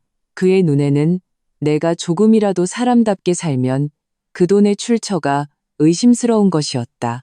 나는 더 이상 그와 말 섞기 싫어 지호를 안고 그의 옆을 비집고 지나가려 했다. 하지만 그가 내 팔을 꽉 잡았다. 힘이 어찌나 센지 뼈가 아플 정도였다. 박서연, 오늘 똑똑히 말해두겠어. 이혼? 어림도 없어. 너는 내 아내고 지호는 내 아들이야. 너희는 무조건 나랑 집으로 돌아가야 해. 안 그러면 내가 네가 일하는 곳마다 찾아가서 깽판 쳐서 아무것도 못하게 만들어버릴 테니까. 그의 눈빛은 흉흉했고 막 나가는 듯한 난폭함이 서려 있었다. 차가운 빗방울이 얼굴에 떨어졌다. 나는 눈앞에 미친 남자 같은 이 사람을 보며 과거의 세월 때문에 남아있던 마지막 미련의 파문마저 완전히 가라앉았다. 나는 그의 손을 힘껏 뿌리치고 한 글자 한 글자 또렷하게 말했다. 김민준 씨, 잘 들어. 첫째, 이혼 나는 무조건 할 거야. 둘째, 당신이 나한테 빚진 돈 한 푼도 빠짐없이 갚아야 해. 셋째, 다시 한번 나와 지호를 괴롭히면 나도 모든 사람들한테 당신, 김 사장님이 어떻게 5만 원으로 친어머니 환갑잔치를 차렸는지 다 까발리는 걸 망설이지 않을 거야. 아마 당신 회사 동료들이나 거래처 사람들이 이 효자의 이야기를 아주 흥미롭게 들을걸? 말을 마친 나는 순식간에 새하얗게 질린 그의 얼굴을 더는 보지 않고 지호를 안고 뒤도 돌아보지 않고 복도로 들어갔다. 등 뒤의 시선은 원망과 불만으로 가득 차 있었지만 나는 그가 당분간은 함부로 굴지 못할 것이라는 것을 알았다. 체면을 목숨보다 중시하는 남자가 가장 두려워하는 것은 자신의 추악한 비밀이 만천하에 드러나는 것이었다. 차가운 자취방으로 돌아와 잠든 지호를 조심스럽게 침대에 눕히고 이불을 덮어주었다.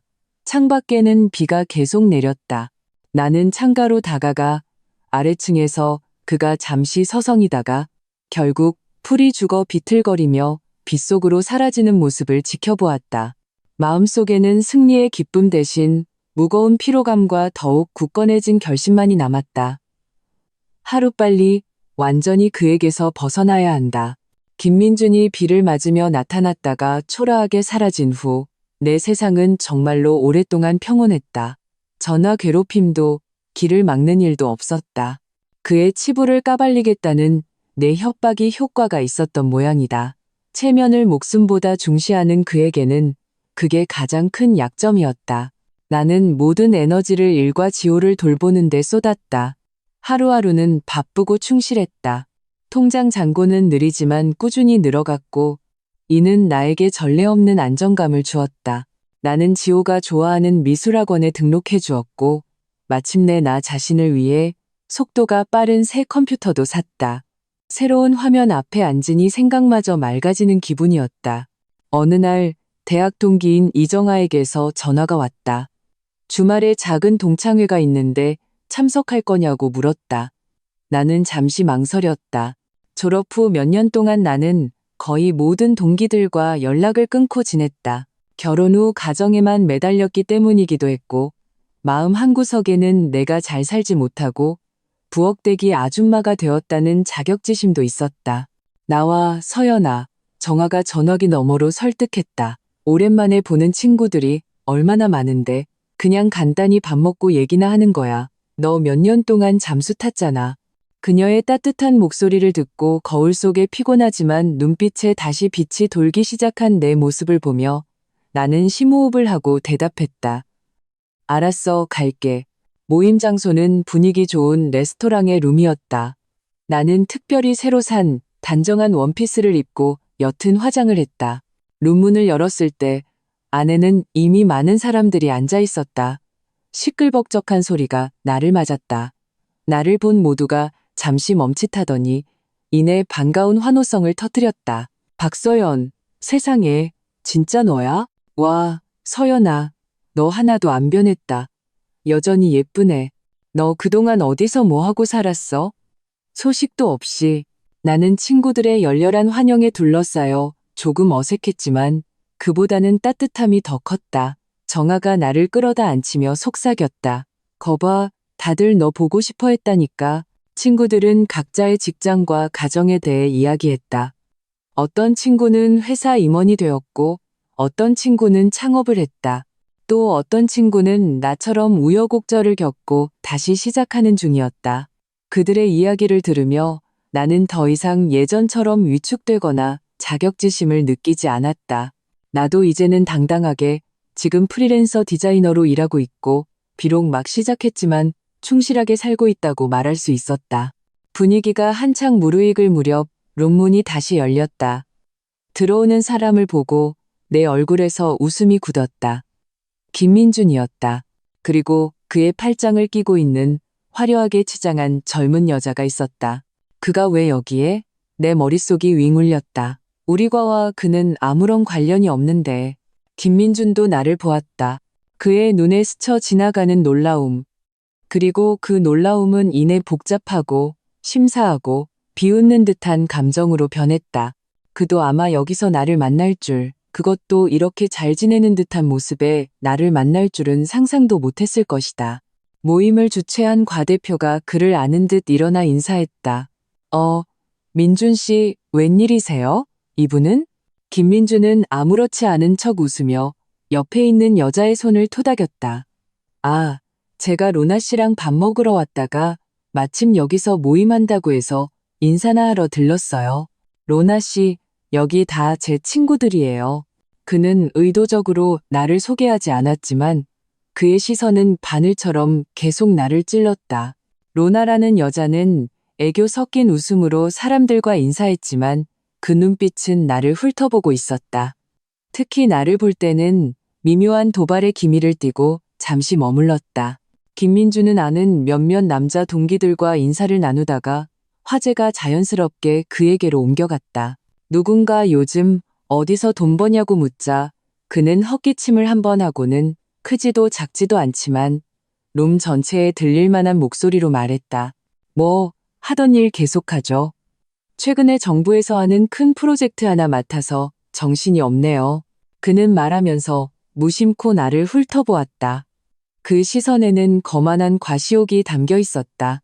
접대가 많아서요. 보세요. 겨우 시간 내서 로나 씨랑 데이트하는데 또 이렇게 쇼핑하자고 조르잖아요. 그의 말투에는 애정과 어쩔 수 없다는 듯한 성공한 남자의 고민을 과시하는 듯한 뉘앙스가 담겨 있었다. 로나는 즉시 그에게 기대며 애교 섞인 목소리로 말했다. 아잉, 민준 오빠가 너무 바쁘잖아요. 오늘 겨우 시간 뺐다니까요. 나는 그들의 가식적인 모습을 보며 속이 메스꺼웠다. 그는 여전했다. 체면을 중시하고 남들 앞에서 사업 성공에 비록 파트너는 바뀌었지만 가정적인 이미지를 만드는 것을 좋아했다. 사정을 모르는 한 친구가 웃으며 맞장구 쳤다. 민준 씨 대단하네. 일과 사랑을 다 잡았구만. 김민주는 더이하게 웃더니 마침내 시선을 나에게로 돌렸다. 그는 마치 잘 아는 사이인 척하는 말투로 비꼬았다. 박서연 씨, 여기서 만날 줄은 몰랐네. 요즘 어디서 일해요? 집 나왔다고 들었는데 혼자 애 데리고 살기 힘들죠. 그의 말은 걱정하는 척했지만 실제로는 나를 떠보고 깎아내리려는 의도가 다분했다. 내가 그를 떠난 후 얼마나 비참하게 사는지 암시하는 것이었다. 순간 모든 동기들의 시선이 나에게 집중되었다. 호기심, 탐색, 그리고 동정. 예전 같았으면 나는 창피해서 고개를 숙이고 쥐구멍이라도 찾고 싶었을 것이다.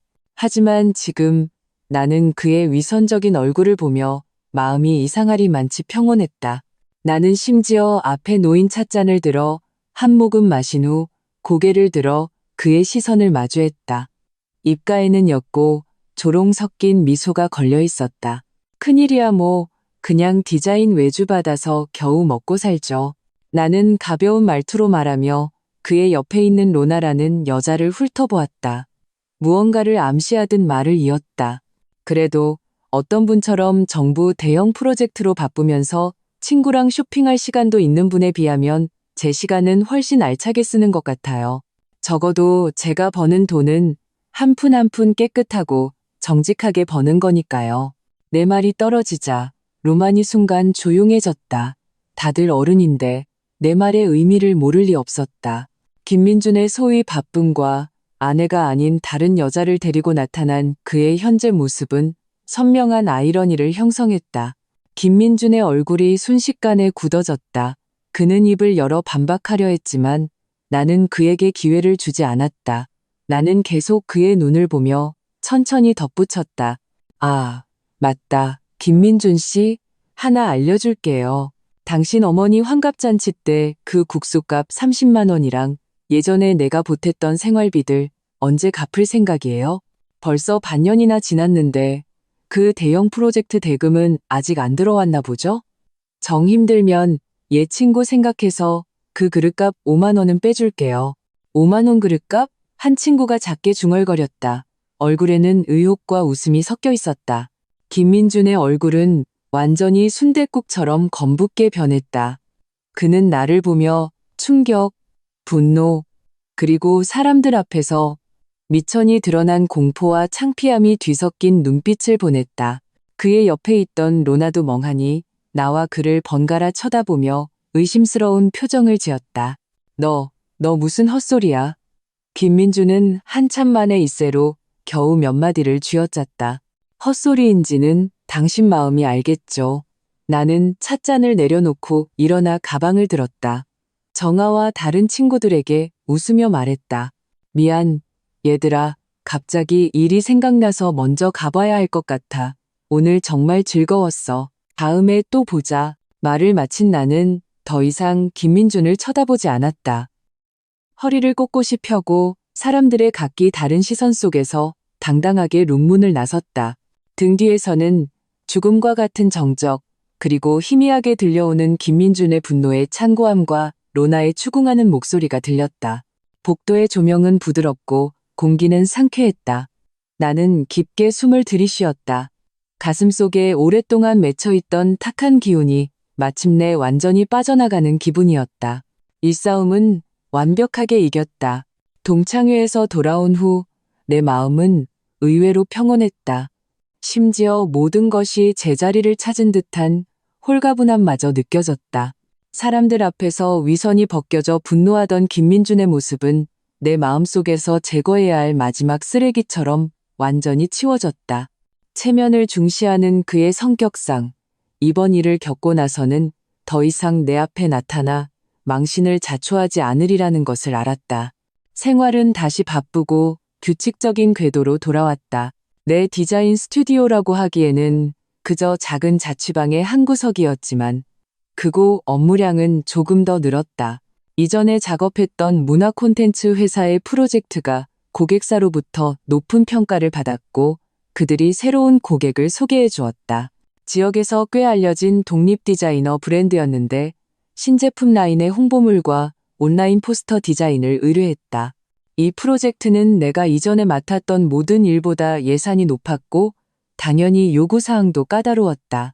나는 거의 모든 정신을 쏟아부었다. 밤낮 없이 컴퓨터 앞에 앉아 자료를 찾고 스케치를 하고 반복해서 수정했다. 스트레스는 컸지만 도전받고 필요로 여겨지는 그 느낌은 나에게 활력을 주었다. 어느 날 오후 나는 브랜드의 마케팅 팀장인 강 이사님과 온라인 회의를 하며 포스터의 최종 색상안을 논의하고 있었다. 강 이사님은 30대 후반에 유능해 보이는 여성이었고 말투는 전문적이고 요구사항은 엄격했지만 소통이 직접적이고 솔직했다. 네, 이 파란색 채도를 조금 더 낮춰주세요. 우리는 고급스러움을 원하지 싸구려 느낌을 원하는 게 아니에요. 강 이사님이 화면 너머로 화면을 가리키며 말했다. 그리고 이쪽 텍스트 배열 간격도 좀 조정해 주세요. 너무 빽빽해 보여요. 나는 빠르게 메모하며 실시간으로 프로그램을 조작했다. 네, 이사님, 무슨 말씀이신지 알겠습니다. 파란색 톤을 좀 더 어둡게 하고 글자 간격을 넓히면 시각적으로 더 여유로워 보일 겁니다. 우리가 한창 논의하고 있을 때 지호가 잠에서 깼는지 눈을 비비며 안방에서 나와 어눌하게 외쳤다. 엄마, 목말라요? 나는 얼른 마이크에 대고 죄송합니다. 잠시만요라고 말한 뒤 재빨리 일어나 지호에게 물 한 잔을 따라주고 조용히 달래서 혼자 블록을 가지고 놀게 했다. 전체 과정은 2분도 채 걸리지 않았다. 나는 다시 컴퓨터 앞에 앉아 죄송스러운 목소리로 말했다. 죄송합니다, 강 이사님. 계속하겠습니다. 화면 너머의 강 이사님은 바로 말을 잇지 않았다. 그녀는 나를 보며 눈에 약간의 호기심을 담고 갑자기 물었다.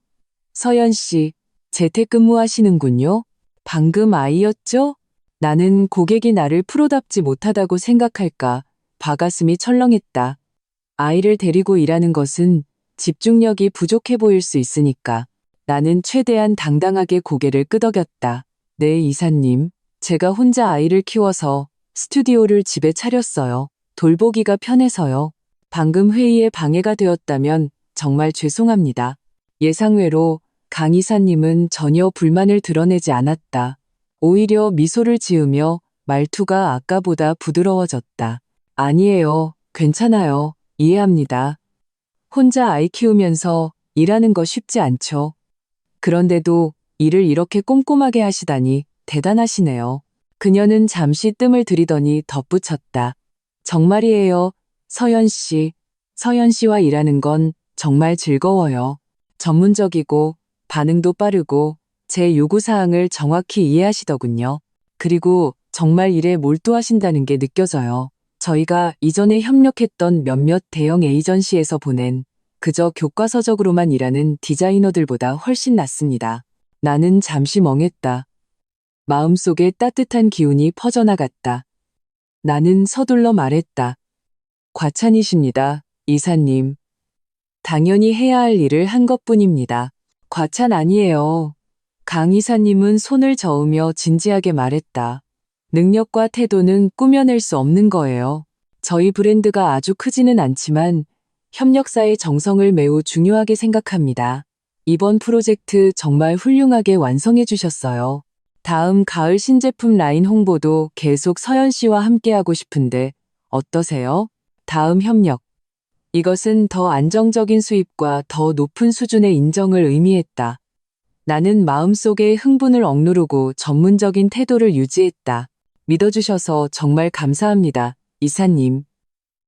기꺼이 기사의 브랜드와 계속 함께하겠습니다. 회의가 끝난 후 나는 의자에 기대어 긴 한숨을 내쉬었다. 창밖의 햇살이 내새 컴퓨터 화면에 비쳐 밝은 빛을 반사했다. 강 이사님의 그 말은 따뜻한 바람처럼 내 마음속 깊은 곳에 있던 재택근무와 싱글맘이라는 신분 때문에 생겨난 희미한 자격지심을 날려버렸다. 그래, 충분히 노력하고 충분히 진지하면 다른 사람들은 내가 어디에 있든 내 곁에 누가 있든 상관없이 나의 능력과 가치를 보아줄 것이다. 그때 휴대폰이 울렸다. 혜진이었다.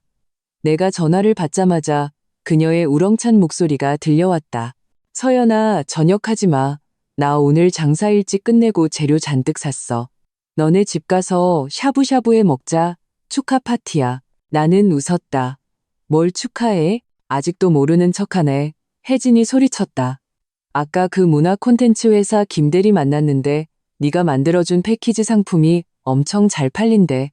고객사 칭찬이 자자하다고. 그리고 너 큰 브랜드 일도 맡았다며? 친구야, 너 이제 고생 끝이네.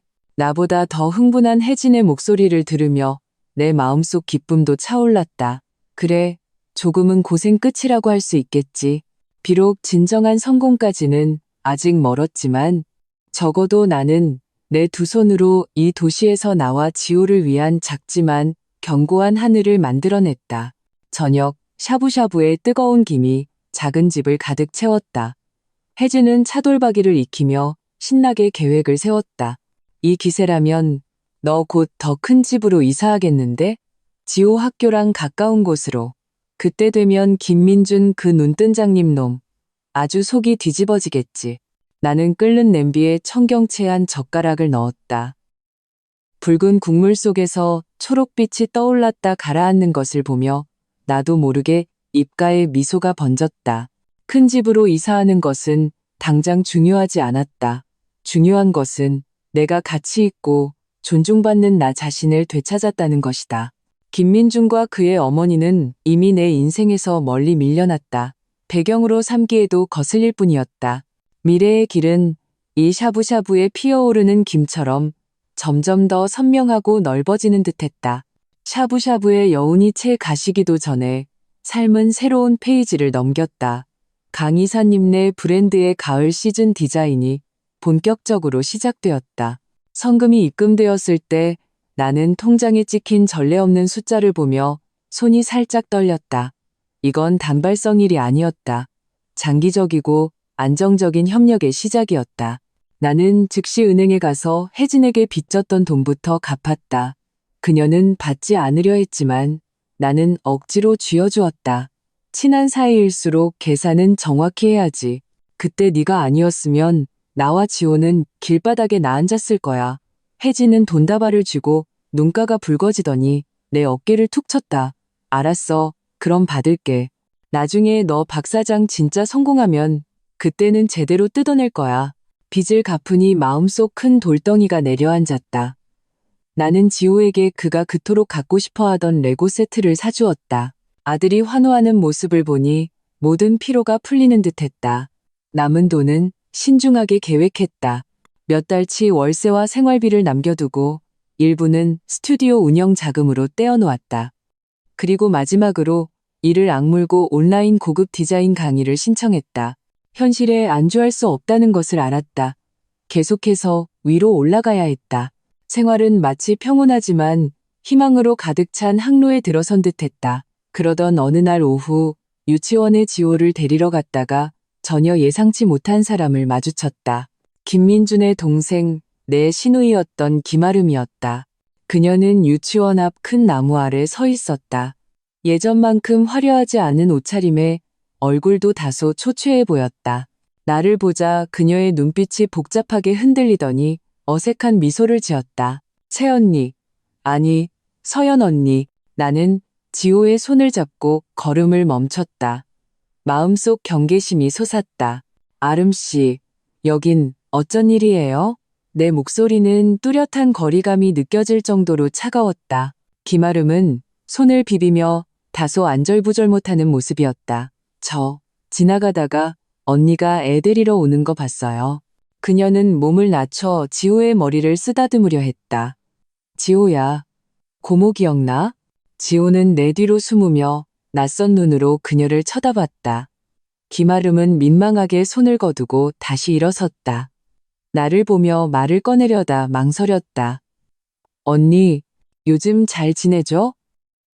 안색이 좋아 보여요. 그럭저럭요. 나는 짧게 대답했다.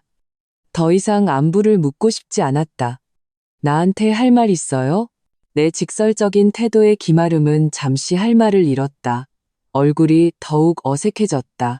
그녀는 주위의 다른 학부모들을 힐끗 보더니 목소리를 낮췄. 언니, 우리 어디 가서 잠깐 얘기 좀 할 수 있을까요? 잠깐이면 돼요. 나는 거절하려 했지만 그녀의 모습을 보니 정말 무슨 일이 있는 듯했다. 잠시 생각하다가 유치원 옆 편의점을 가리켰다. 저기 가서 잠깐 얘기하죠. 나 시간 별로 없어요. 편의점 창가 자리에 앉아 나는 지호에게 요구르트를 사주었다.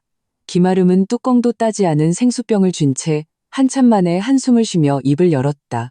언니, 예전에 우리 엄마랑 오빠가 언니한테 잘못한 거 많았던 거 알아요. 저도 그때 언니 편 한 번 못 들어줬고요. 미안해요. 나는 아무 반응 없이 그녀를 조용히 쳐다봤다. 이제 와서 그런 말을 하는 건 너무 늦었다.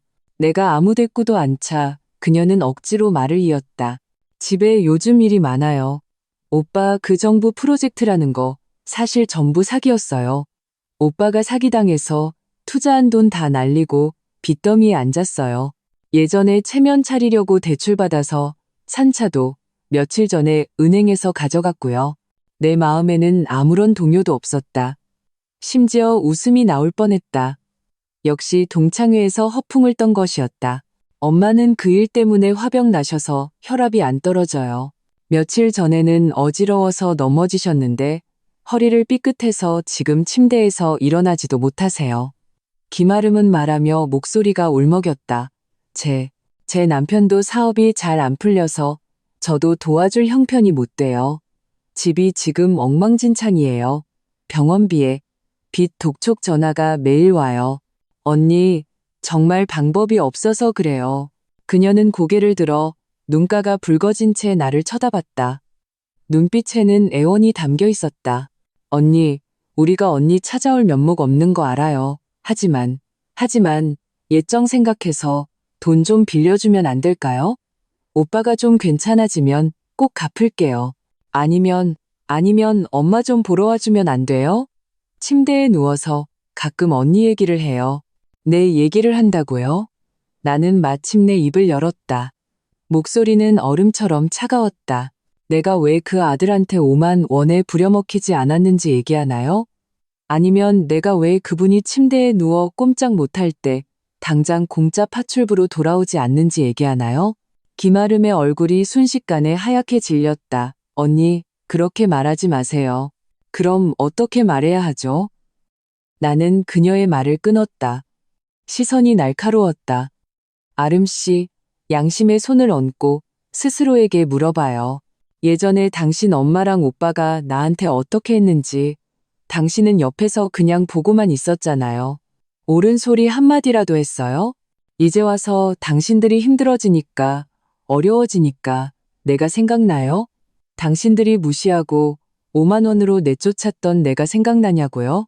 내 목소리는 높지 않았지만 채찍처럼 그녀의 얼굴을 후려쳤다. 주위의 몇몇 손님들이 쳐다봤다. 김아름은 창피한 듯 고개를 숙이고 눈물을 뚝뚝 흘렸다. 알아요. 다 우리 잘못인 거 알아요. 하지만은 없어요. 나는 일어섰다. 지갑을 꺼내 5만 원권 한 장을 꺼내 그녀 앞 테이블에 놓았다. 이 5만 원 빌려주는 거 아니에요. 당신이 그래도 나를 언니라고 부르고 지호가 당신을 고모라고 부르는 정을 생각해서 주는 거예요. 가져가서 어머니 영양제라도 사드리든가 급한 불 끄는데 쓰세요. 더는 한 푼도 없고 줄 생각도 없어요. 나는 지호의 손을 잡았다. 아들이 요구르트를 다 마신 것을 확인했다. 그리고 어머니를 보러 가는 것. 미안하지만 나는 당신네 김씨 집안과 아무 관계도 없어요. 그분이 침대에 누워있는 건 그분 사정이지 나 박서연이 모셔야 할 의무도 그럴 마음도 없어요. 나는 김아름의 충격받고 창피해하는 얼굴을 보며 한 글자 한 글자 또렷하게 말했다. 돌아가서 그들에게 전해요. 나 박서연 당신네 집안 떠나서 아주 잘 살고 있다고. 당신네 집에 있을 때보다 1000배, 10,000배는 더 잘 살고 있다고. 내 돈은 내가 밤낮 없이 힘들게 번 돈이에요. 한 푼 한 푼 깨끗하게 내 아들 키우고 내 인생 사는데 쓸 돈이지. 당신네 김씨 집안의 밑 빠진 독에 부을 돈이 아니라고요. 말을 마친 나는 그녀의 새하얀 얼굴과 멈추지 않는 눈물을 더는 보지 않고 지호를 안고 편의점을 나섰다. 햇살이 몸에 쏟아져 따뜻했다. 마음속에는 복수의 쾌감도 속 시원함도 없었다. 오직 무거운 족쇄를 벗어던진 듯한 완전한 해방감만이 있었다. 김씨 집안은 몰락했다. 인과응보를 받은 것이다. 하지만 그게 나와 무슨 상관인가? 내 길은 저 앞에 환하게 펼쳐져 있는데 굳이 뒤돌아 이미 썩어버린 진흙탕을 볼 필요가 있을까? 그들이 불행할수록 나는 더 행복하게 살아야 한다. 그리고 하루하루 더 나아져야 한다. 그것이 그들에게 날릴 수 있는 가장 크고 가장 완벽한 따기일 테니까. 편의점에서의 5만 원은 깊은 연못에 던져진 작은 돌멩이처럼 제대로 된 물결조차 일으키지 못하고 가라앉았다. 김아름은 그 후로 다시 나를 찾지 않았고 김씨 집안 소식도 완전히 끊겼다. 내 말이 그들의 마지막 남은 헛된 희망마저 꺾어버린 모양이었다. 잘된 일이었다. 세상이 드디어 완전히 조용해졌다. 내 삶은 가속 페달을 밟은 듯했다. 강 이사님 브랜드의 가을 시즌 홍보는 대성공을 거두었고 덕분에 나라는 디자이너도 업계 몇몇 사람들에게 알려지기 시작했다. 짠내 나는 작은 일거리 대신 예산이 더 넉넉하고 디자인의 가치를 더 잘 보여줄 수 있는 프로젝트 의뢰가 들어오기 시작했다. 내가 빌린 작은 스튜디오는 여전히 같은 공간이었지만 내 마음속에서는 더 이상 생계를 위한 곳이 아니었다. 나 박서연이 다시 뿌리 내리고 위로 성장하는 기지였다. 나는 더 전문적인 장비를 갖추고 전문적인 색상 교정 모니터를 들여놓았다. 책장에는 새로 산 디자인 잡지와 이론 서적들로 가득 찼다. 밤에 지호를 재우고 나면 나는 종종 혼자 등불 아래서 밤늦게까지 공부했다. 예전에는 지루하게만 느껴졌던 이론들을 파고들고 최신 디자인 트렌드를 연구했다. 기회가 왔을 때 그것을 잡을 충분한 능력이 있어야 한다는 것을 알았다. 어느 날 화면을 보며 포스터의 세부 사항을 조정하고 있는데 휴대폰이 울렸다. 낯선 지역 번호였다. 잠시 망설이다가 전화를 받았다. 여보세요, 박서연 씨 되시나요? 전화기 너머에서는 부드럽고 차분한 남자의 목소리가 들려왔다. 네, 그런데요? 박서연 씨, 안녕하세요. 갑작스럽게 연락드려 죄송합니다. 저는 시간의 흔적이라는 카페를 운영하는 이정우라고 합니다. 상대방이 자신을 소개했다. 강 이사님 브랜드의 지인을 통해 서연 씨가 작업하신 디자인을 보았습니다. 스타일이 무척 마음에 들었습니다. 저희 카페가 다음 달에 테마문화 주간을 기획하고 있는데 포스터, 메뉴판, 행사 안내 책자 등 전체적인 비주얼 디자인을 의뢰하고 싶습니다. 혹시 관심 있으신지 시간 되실 때 한번 만나뵐 수 있을까요? 시간의 흔적. 나는 그곳을 알았다. 서교동의 한 예술적인 거리에 있는 평판 좋고 분위기 있는 카페였다. 나는 마음속의 기쁨을 억누르고 최대한 전문적이고 평온한 목소리를 유지했다. 이정우 대표님, 안녕하세요. 좋게 봐주셔서 감사합니다. 그 프로젝트에 관심 있습니다. 시간 약속 잡아서 자세한 이야기 나누면 좋겠습니다. 우리는 다음 날 오후 그의 카페에서 만나기로 했다. 그곳은 내가 생각했던 것보다 훨씬 더 운치 있었다. 원목 인테리어, 따뜻한 노란 조명, 공기 중에는 커피 원두와 책 향기가 감돌았다. 이정우라는 남자는 30대 중후반으로 보였고 단순한 면 셔츠에 얇은 테 안경을 쓰고 있었다. 깔끔하고 지적인 분위기가 사업가라기보다는 대학 교수 같았다. 우리는 즐겁게 대화했다. 그는 자신의 카페에 대한 뚜렷한 철학이 있었고 시각 디자인이 따뜻함, 깊이, 그리고 이야기 나눔의 이념을 전달하기를 바랐다. 그는 이래라 저래라 지시하는 고객이 아니라 생각을 소통하고 디자이너의 전문성을 존중하는 쪽이었다. 이런 협업 방식은 나를 매우 편안하게 했다. 업무 얘기를 마친 후 그는 나에게 핸드드립 커피를 한 잔 더 권하며 자연스럽게 대화를 이어갔다. 그는 내가 혼자 아이를 키우며 스튜디오를 운영한다는 것을 듣고 눈에 약간의 놀라움을 비쳤다. 그리고 이내 숨김없는 감탄을 드러냈다. 정말 대단하시네요. 그는 진심으로 말했다. 일과 육아를 모두 잘 해내려면 큰 지혜와 의지가 필요할 텐데요. 서연 씨, 정말 멋지십니다. 그의 칭찬에는 동정이나 떠보는 기색 없이 순수한 존중만이 담겨 있었다. 나는 웃으며 그의 칭찬을 솔직하게 받아들였다. 어쩔 수 없죠. 삶이 그렇게 만들었으니까요. 어떻게든 길을 만들어야 했어요. 그는 고개를 끄덕였다. 눈빛이 온화했다. 때로는 그렇게 떠밀리는 것이 오히려 더 나은 자신을 발견하게 하기도 하죠. 그날 이후 우리는 프로젝트 때문에 몇 번 더 만났다. 소통은 원활했고 협업은 순조로웠다. 프로젝트가 절반쯤 진행되었을 때 그는 주말에 아주 작은 디자인 전시회를 보러 가자고 제안했다. 카페 문화 주간 구상에 영감을 줄 수 있을 것 같다고 했다. 나는 수락했다. 전시회를 보던 날 우리는 많은 이야기를 나누었다. 디자인뿐만 아니라 삶과 미래에 대한 생각까지. 그는 말을 잘했고 경청할 줄도 알았다. 그와 함께 있으면 마음이 편안했다. 나를 집 앞까지 바래다 주었을 때 밤은 이미 깊었다. 오늘 정말 즐거웠어요. 고마워요, 정우 씨. 나는 가로등 아래 서서 그에게 말했다. 그는 나를 보며 안경 너머의 눈에 온화한 미소를 담았다. 제가 더 고맙죠. 시간 내서 함께 전시회 봐줘서요. 다음에는 프로젝트 끝나면요. 제가 아주 맛있는 한정식집을 아는데 같이 가보지 않으실래요? 그의 초대는 자연스러웠고 눈빛은 맑고 솔직했다. 나는 온화하고 나를 존중하며 내 능력을 인정해주는 이 남자를 보았다. 그리고 계산적이고 냉담했던 김민준의 얼굴을 떠올렸다. 마음속에서 무언가 가볍게 부딪히는 느낌이 들었다. 나는 바로 대답하지 않고 살짝 미소 지었다. 좋아요. 프로젝트 끝나고 얘기해요. 돌아서서 건물로 올라갈 때 내 발걸음은 가벼웠다. 문을 열자 지호는 이미 잠들어 있었고 혜진이는 소파에 누워 과자를 먹으며 드라마를 보고 있었다. 나를 보자 그녀는 짓궂게 눈을 찡긋하며 물었다. 어땠어? 그 카페 사장님, 괜찮지? 잘 될 것 같은데? 나는 외투를 벗으며 긍정도 부정도 하지 않았다. 그저 창가로 다가가 아래층 도시의 찬란한 불빛을 바라보았다. 초여름의 미풍이 얼굴을 스쳤다. 그래, 잘 될 것 같다.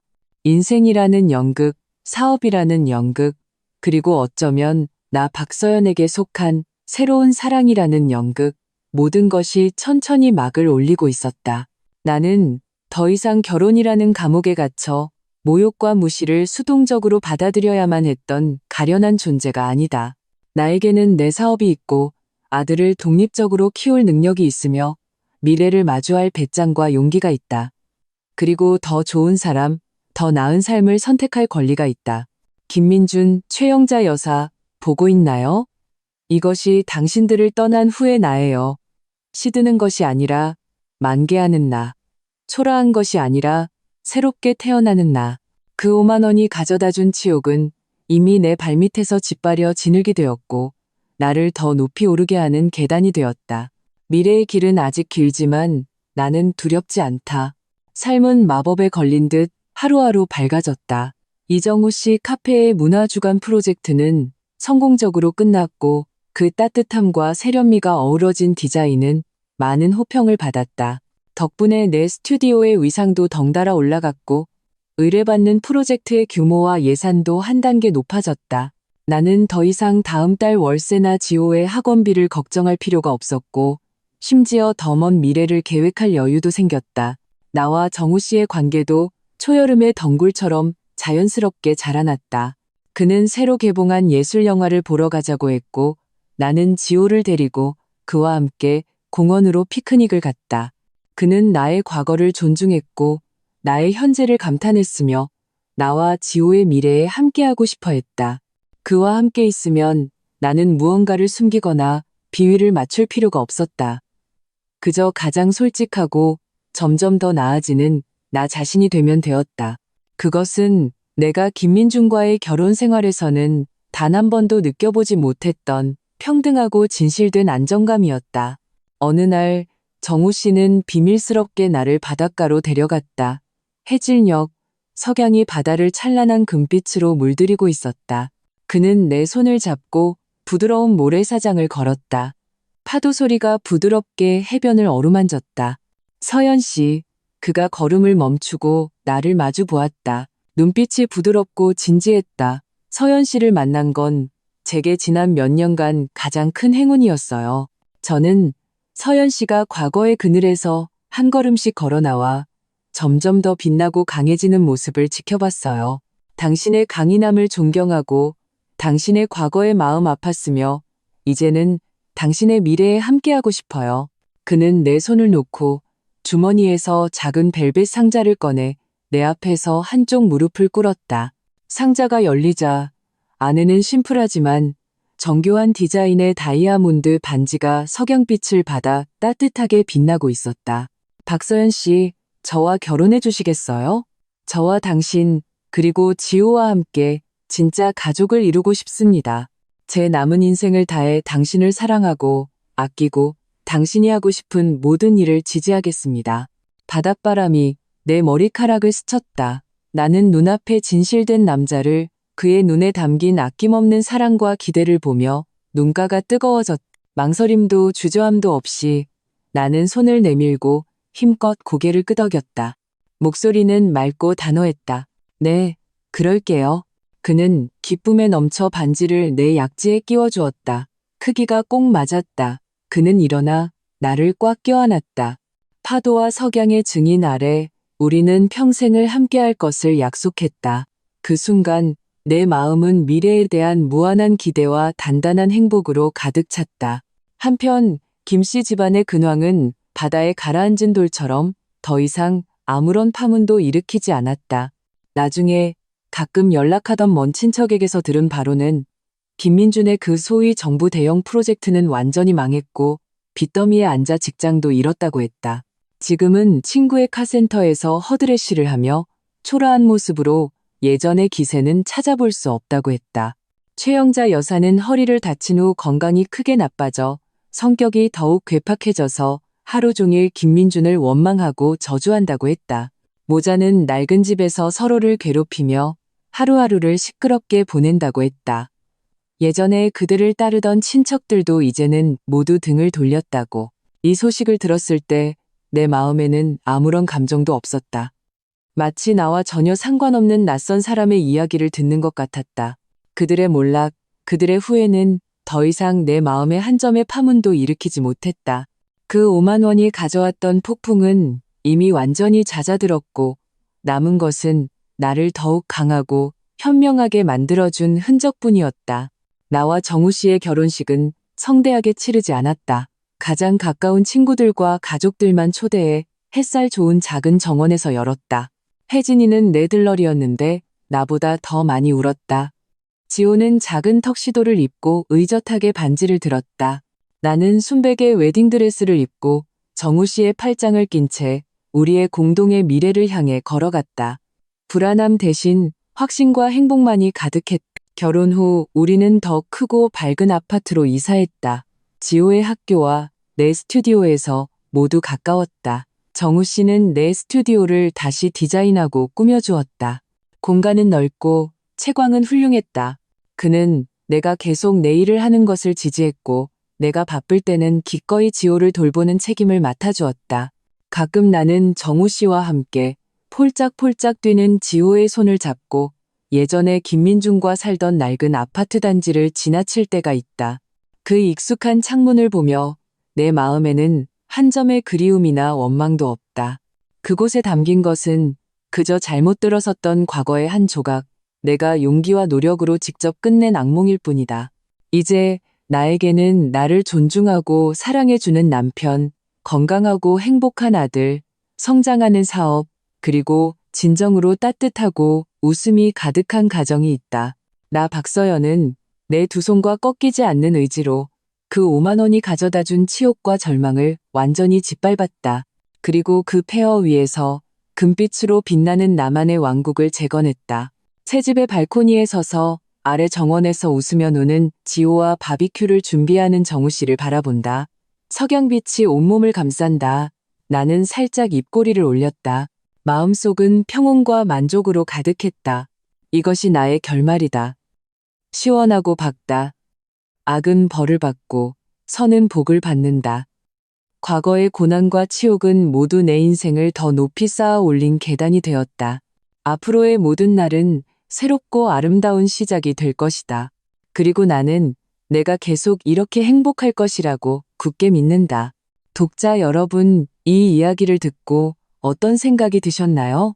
댓글로 남겨주세요. 여러분의 이야기에 귀 기울이겠습니다. 또한 이 이야기가 마음에 드셨다면 친구들에게도 공유해주세요. 회심가실은 다음에도 좋은 이야기로 찾아뵙겠습니다. 들어주셔서 감사합니다.